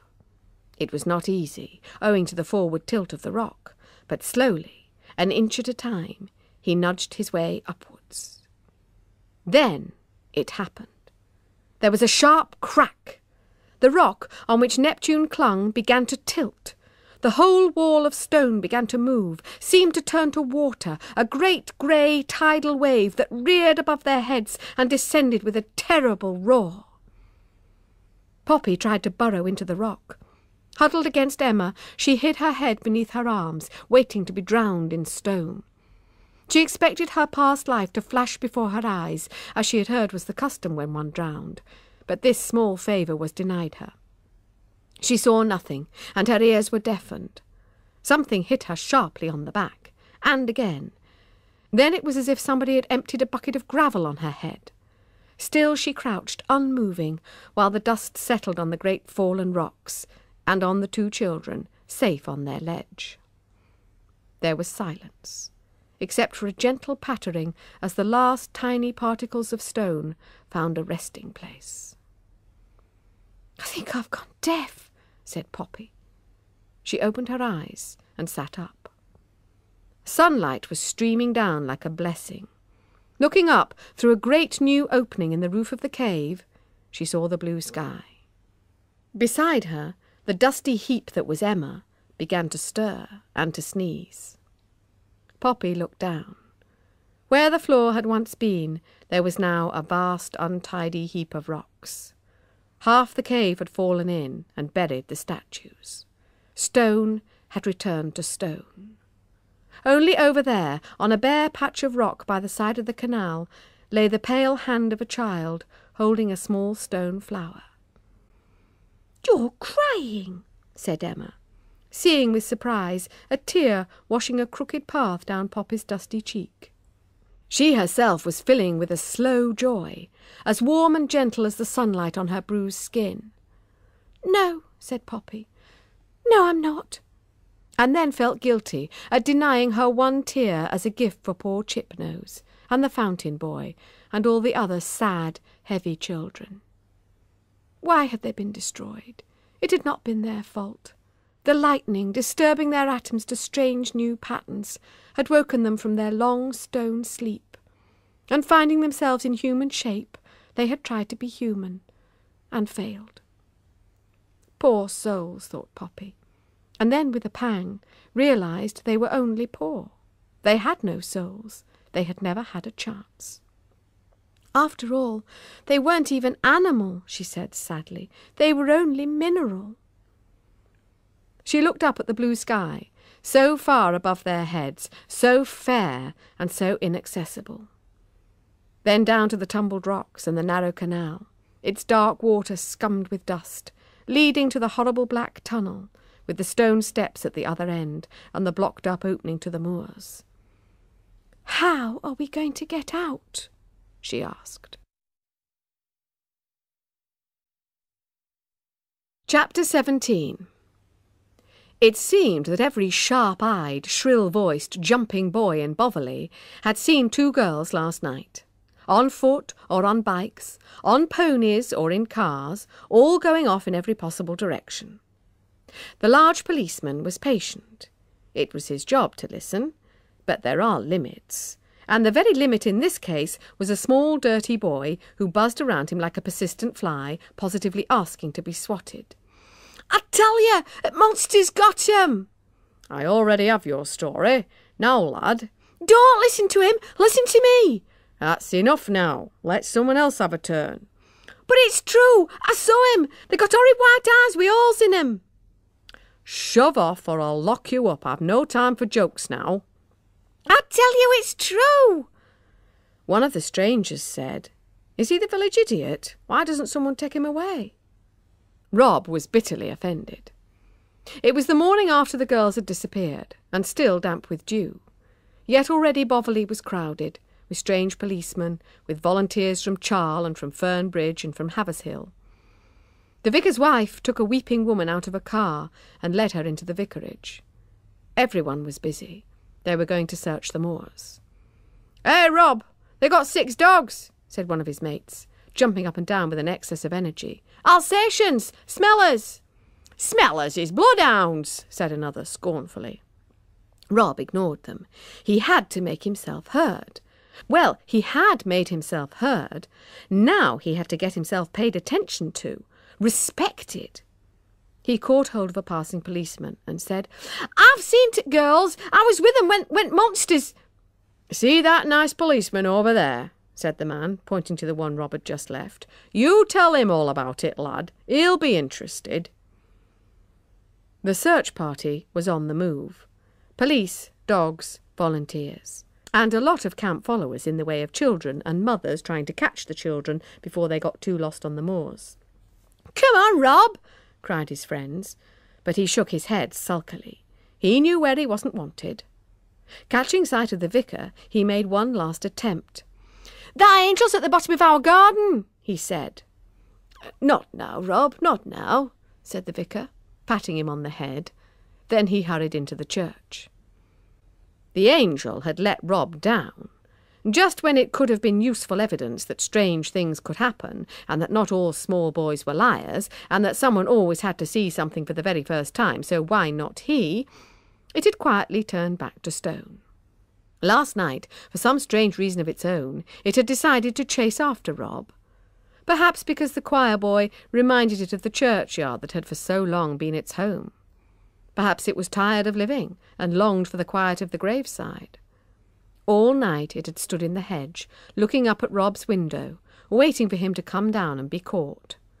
When the sun rose, it was still standing there, one finger now pointing to the sky, as if to say, "Look, it's morning," and a silly simper on its face, looking exactly as it had done all those years in the churchyard by Widow Carver's grave, except that now it was standing in a hedge and covered with a fine web of cracks, as if the spiders had been busy. And on its ankle there was an odd mark, as if some dark metal had somehow fused into the stone. Rob, getting up early, had first tried unsuccessfully to wake his snoring father, and then ventured into the garden. From a safe distance he'd thrown a brick at the angel. It had not moved. Coming nearer, he poked at it with a long stick. It had not moved. Old Prince, waddling past him, had sniffed the angel and then lifted his leg, mistaking it for a pillar. Even then, it had not moved. Rob had stared at it thoughtfully and kept his distance. "I must think I'm going to trust you," he said. "I'll never trust you no more, that great lumpen stone." And he'd set off to find a policeman. Now, disillusioned, he stood in the empty street, biting his fingernails, kicking pebbles and brooding. Everyone had gone, up onto the moors, having fun, back into their houses, having breakfast, or into church to pray for the lost children. Even the young reporter from Havershill had ignored Rob. Stricken by a temporary blindness, he had hurried past the one boy who could have told him, for a modest sum, a tale to make his hair curl. "And all true," muttered Rob resentfully, decapitating one of the vicarage peonies that was unwise enough to show its head above the low garden wall. Guiltily looking up, he saw at the open window a grief-ravaged face, with swollen red-rimmed eyes, a hand grasping the window-sill so tightly that the knuckles stood out like little ivory balls. One of the mother's, he decided. He looked at her rather wistfully, thinking she must love her child a lot. He wondered whether to jump over the wall and try to tell her what he knew before anyone could stop him, but it was hardly comforting. Besides, would she believe him? Probably not. Nobody would believe him. One day they would be sorry. Rob wished that one day would come before he was too old to care. Mrs. Brown, standing at the vicarage window, twisted and turned the handkerchief in her hands as if she were trying to wring it dry. The vicar's wife was making her some more tea. She had been very kind, and not even hinted that it would have been better if Mrs. Brown had waited at home, like Emma's mother, since there really was nothing she could do here but stand and weep and gaze up the empty road to the moors. If she had stayed at Charle, Mrs. Brown could have kept herself busy, fiercely scrubbing floors, polishing tables, turning out cupboards, anything to fill the terrible gap before there was news. But after the long, long nights waiting, she had felt she must get out, must look with her own aching eyes. Going up to Boverley had given her the illusion of joining in the search for Poppy, even though she knew she would be of no use on the moors. "You're not strong. You would only tire yourself out," they'd said, and hold them up, but they had kindly not said that. "And we need you here." So she had had to wait, standing by the window, twisting her wet handkerchief and thinking of all the times she had shouted at Poppy, slapped her in a fit of temper, dragged her over to the sink to scrub the back of her neck with a dishcloth, ordered her down on her knees to pray for God's forgiveness for her wicked lies. "It was I who was wicked," she thought now, "though I never meant to be. I wanted to be a good mother, to bring her up to know right from wrong, to be a credit to me. But I was so tired, always so tired, and my bones aching. Each time I came out of hospital, I'd ask for her back right away. 'Wait till you're stronger,' they'd say, but I wanted her back there and then, my own daughter. And there she'd stand, on the doormat, with her little suitcase and her carrier bags full of kids' rubbish, and stare at me as if I were a stranger. Mother Brown, she calls me, like I was just one more foster mother, and not her favourite. How could I be? Worn out and irritable, old before my time? What was there for a child to love? I was never one who could show her feelings easy. Many a time I've wanted to say something nice, give her a hug and a kiss, but she'd be off joking with Mrs. Robbins, teasing Mr. Shepherd, playing with his dog, free and easy with everyone except her own mother. If Jack had lived, it would have been different. He knew how to be loving. He was a good husband and a good father. Kissing came easy to him. After he died, it was like I turned to stone. Up on the moors, the black Alsatian strained at his lead, pulling Constable Parks behind him as if he were trying to fly him like a kite. The dog was young and over-eager, and too easily forgot his training. Constable Parks loved him and tried to hide his faults, in case the dog were taken away from him. "Steady, boy," he said, and hoped nobody had noticed. The dog was sniffing and scrabbling now at the entrance to an old mine that was completely blocked by a rock fall. No child could possibly have got through. Even a rabbit would have to be thin. "Leave it," he commanded, and pulled the dog on. "You're not supposed to chase rabbits. Do you want to be a pet?" He was so anxious to shield his dog from possible blame that he did not notice something odd about the rock fall. Something somehow contrived. Nor did it occur to him that what can shut people out can also shut them in. Like his dog, he was young and inexperienced. A helicopter flew backwards and forwards in the blue sky, and the sun shone. The search moved on. It was evening before the searchers returned to Boverley. In ones and twos at first, then a whole crowd of them. They were tired and dispirited, and shook their heads wearily when questioned. Their own questions fading on their lips. Have they been found? Have you heard anything? Is there any news yet? No. Emma's father and brother were the last back. They called at the vicarage to offer Mrs. Brown a lift back to Charles. "You're not giving up. You can't give up," she said hysterically, pulling away from them, not wanting to get into the car, wanting to go up onto the dark moors. "The police now think they may not be on the moors at all," said Mr. Hodge. "They've a theory. There was a robbery at Forster's last night. They think the girls might have witnessed it and been taken as hostages." "That's rubbish, that is," said a grimy boy, grey as the twilight, and seeming to appear from nowhere. "There's up on moors. I seen 'em last night, and there weren't no robbery either. They were a walk out. There's all up on moors, I tell you. Won't nobody listen?" "Go away, Rob," said the vicar's wife crossly.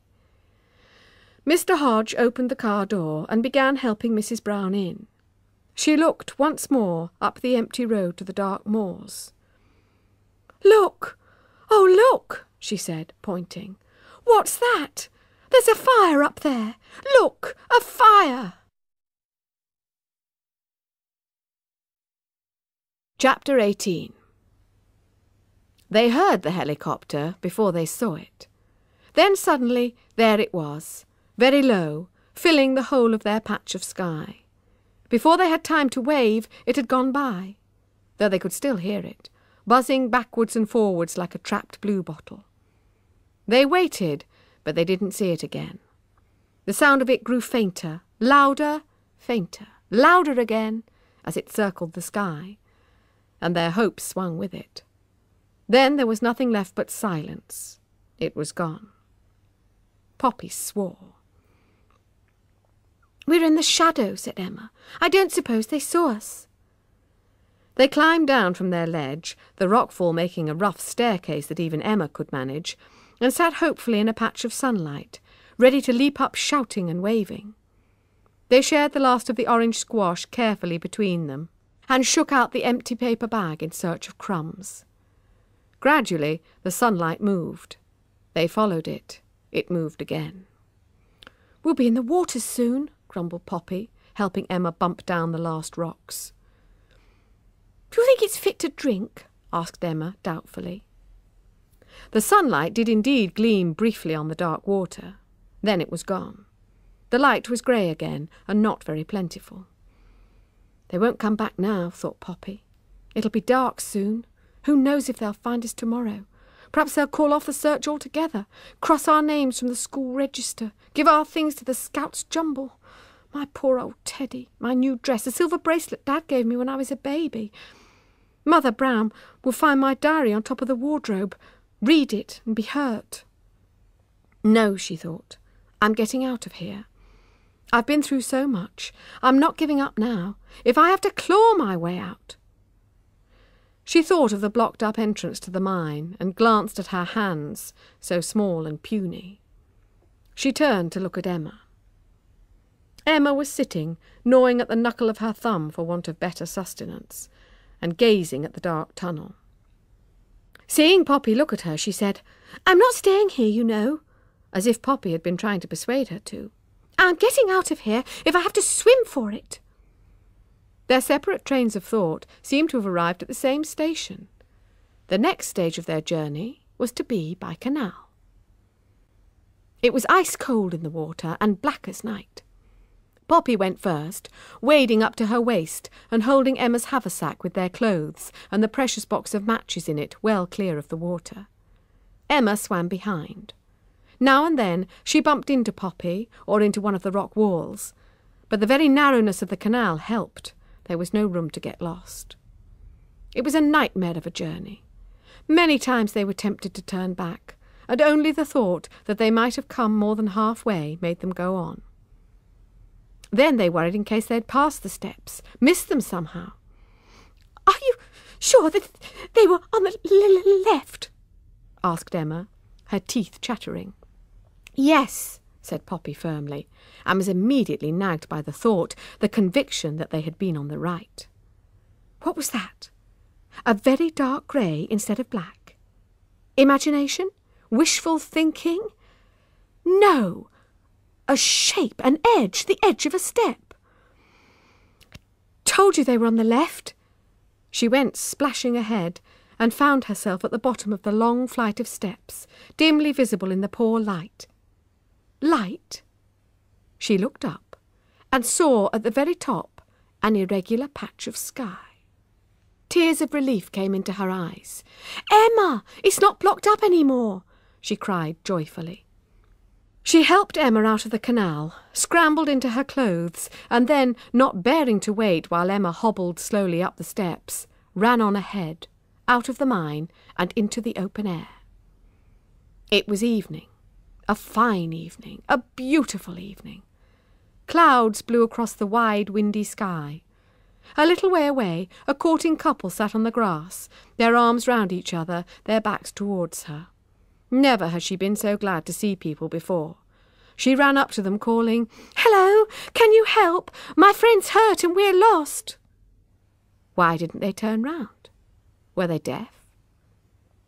She went round to look at their faces, stopped, stared. Terror seized her. How could she have mistaken them for real people? Why hadn't she guessed? How stupid she had been not to ask herself who had unblocked the entrance to the mine. She backed away, her heart racing. Emma with her bad ankle. She must warn Emma. "Why, it's Belladonna," she said very loudly, hoping her voice would carry, hoping Emma would have the sense to hide. She dare not look. "And Loverboy, waiting to catch us." As she spoke, her eyes looked over the darkening moors, choosing the way to run. Only she must make sure Emma was safe first. The seated figures paid her no attention. "Emma said we should hide," she went on, raising her voice on the last word. "Emma said we should go the other way. She'll be gone by now, still I can run faster than you." She was not very afraid, just cold. There was a wind blowing. Running would warm her up, if only she could be sure that Emma had got the message. She began backing away, watching the seated figures closely, taking no chances. "Belladonna, come and catch me!" They didn't move. Belladonna lay against the young shepherd's shoulder, her eyes closed as if in sleep, her lips faintly smiling, while he watched over her. "You'll never catch me!" taunted Poppy, dancing about in front of them, trying to get them to chase her so that she could lead them away from Emma. The statues were silent. They did not even glance at her. The wind blew a leaf against Belladonna's bare foot. It clung for a moment to her toes, fluttering. Her foot didn't twitch. Her hand didn't brush it away. How long had they been there? Had they forgotten the danger of the cracks? "Belladonna," Poppy said. No response. She stepped nearer. "Belladonna?" How beautiful they were, the stone lovers. Even the fine web of cracks that covered them would not spoil their beauty. The shepherd boy smiled down at his sleeping girl, as if he would never tire of looking at her. "Which is just as well," Poppy muttered, "since that's the way it's going to be till the end of time. You can't move no more, can you? But where did you learn about love? Not from me." Quite forgetting she'd been prepared to lay down her life for her friend, and this is no little thing. Perhaps they'd never felt anything, but merely, like rocks, echoed back the sounds of anger and war, and only when the battle was over been able to pick up the softer voice of love. She touched his cheek gently. It was cold and hard, the slight waxen feel gone.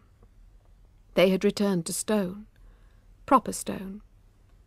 She looked at them as she shivered in the wind they couldn't feel. Or could they? Could they still feel the sun and the rain and the wind, only differently, in a stony sort of way. Science was a mystery. She could never follow it at school. It was all a matter of atoms, of particles, dancing in different patterns. Perhaps we all had to make our own patterns. No good sticking feathers on and thinking we're birds, she thought ruefully, but at least we can learn to fly. There was a slight noise behind her. "You can come out, Emma," she shouted. "It's safe. Look, they're dead of the cracks." Emma came limping out of the mine, shivering so much that she looked blurred, as if several Emmas had been parcelled loosely together and were being shaken. Even so, thought Poppy, she looked better than any statue. A great warmth filled her for all the living, growing, imperfect world. Emma was human. "She could light a fire with only 2 matches, Emma said, given some dry grass and some wood. Only she couldn't be expected to fetch the wood, of course, not with her bad ankle." "No, of course not," said Poppy, sighing. "I might have known. But where the blazes can I find wood up here?" "There were dead trees in that windbreak behind her," Emma pointed out. "Meanwhile, Poppy needn't think she would be idle. The site needed careful preparation if they weren't going to set the whole moors alight.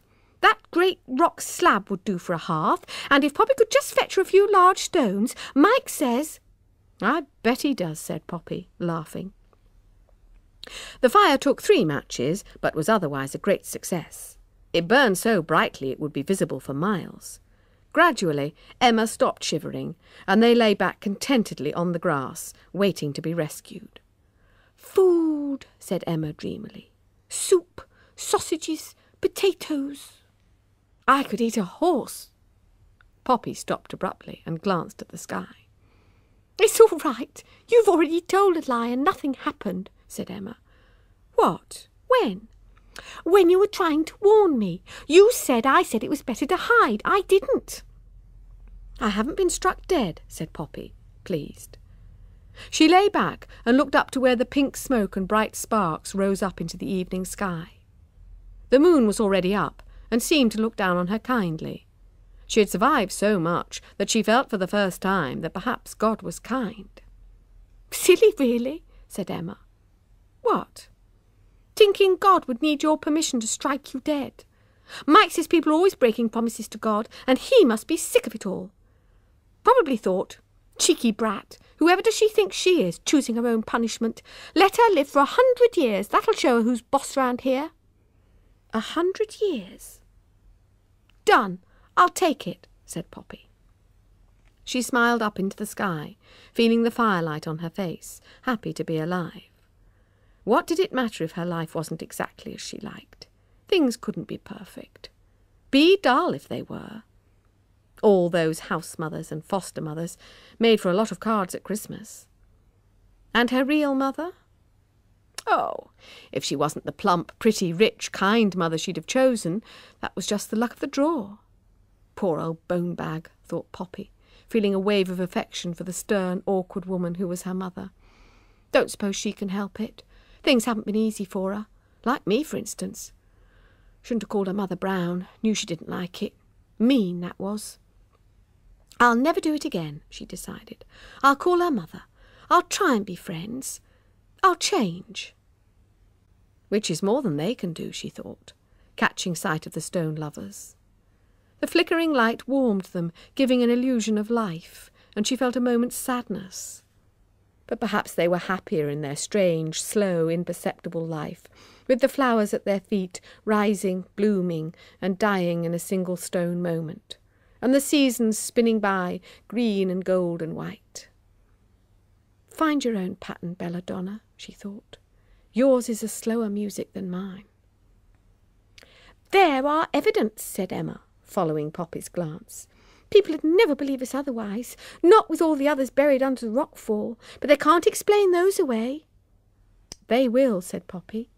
They'll find some sensible, practical, down-to-earth explanation, like it was dropped by helicopter, or carried up here on the back of an elephant, or a mad sculptor passing by had an irresistible urge to carve something. You'll see. But she smiled, however, and putting her hand in her pocket, brought out a short length of greenish-black chain. "Look what I found in the grass," she said. "Poppy!" "Just a small one? "No!" Not even a garden gnome?" "No!" Poppy laughed and put the chain back in her pocket. Then she saw something that made her forget all about it. Lights bobbing up the hill. Figures approaching, waving. 2 of them started to run, shouting, "Emma! Emma! Dad! Mike!" Smiling, Poppy watched Emma hobbling off down the hill. Then she looked at the other people, not really expecting to see anyone she knew. There were policemen, men in ordinary clothes, and a small figure jumping up and down, crying, "I told you! I told you!" Rob. More men. Who was that right at the back? Struggling to keep up, stopping to fight for breath. A thin woman, with her hair blown all about, and a white face. A woman who was not strong, and who shouldn't have walked so far. "Mum!" cried Poppy, and went bounding joyfully over the grass.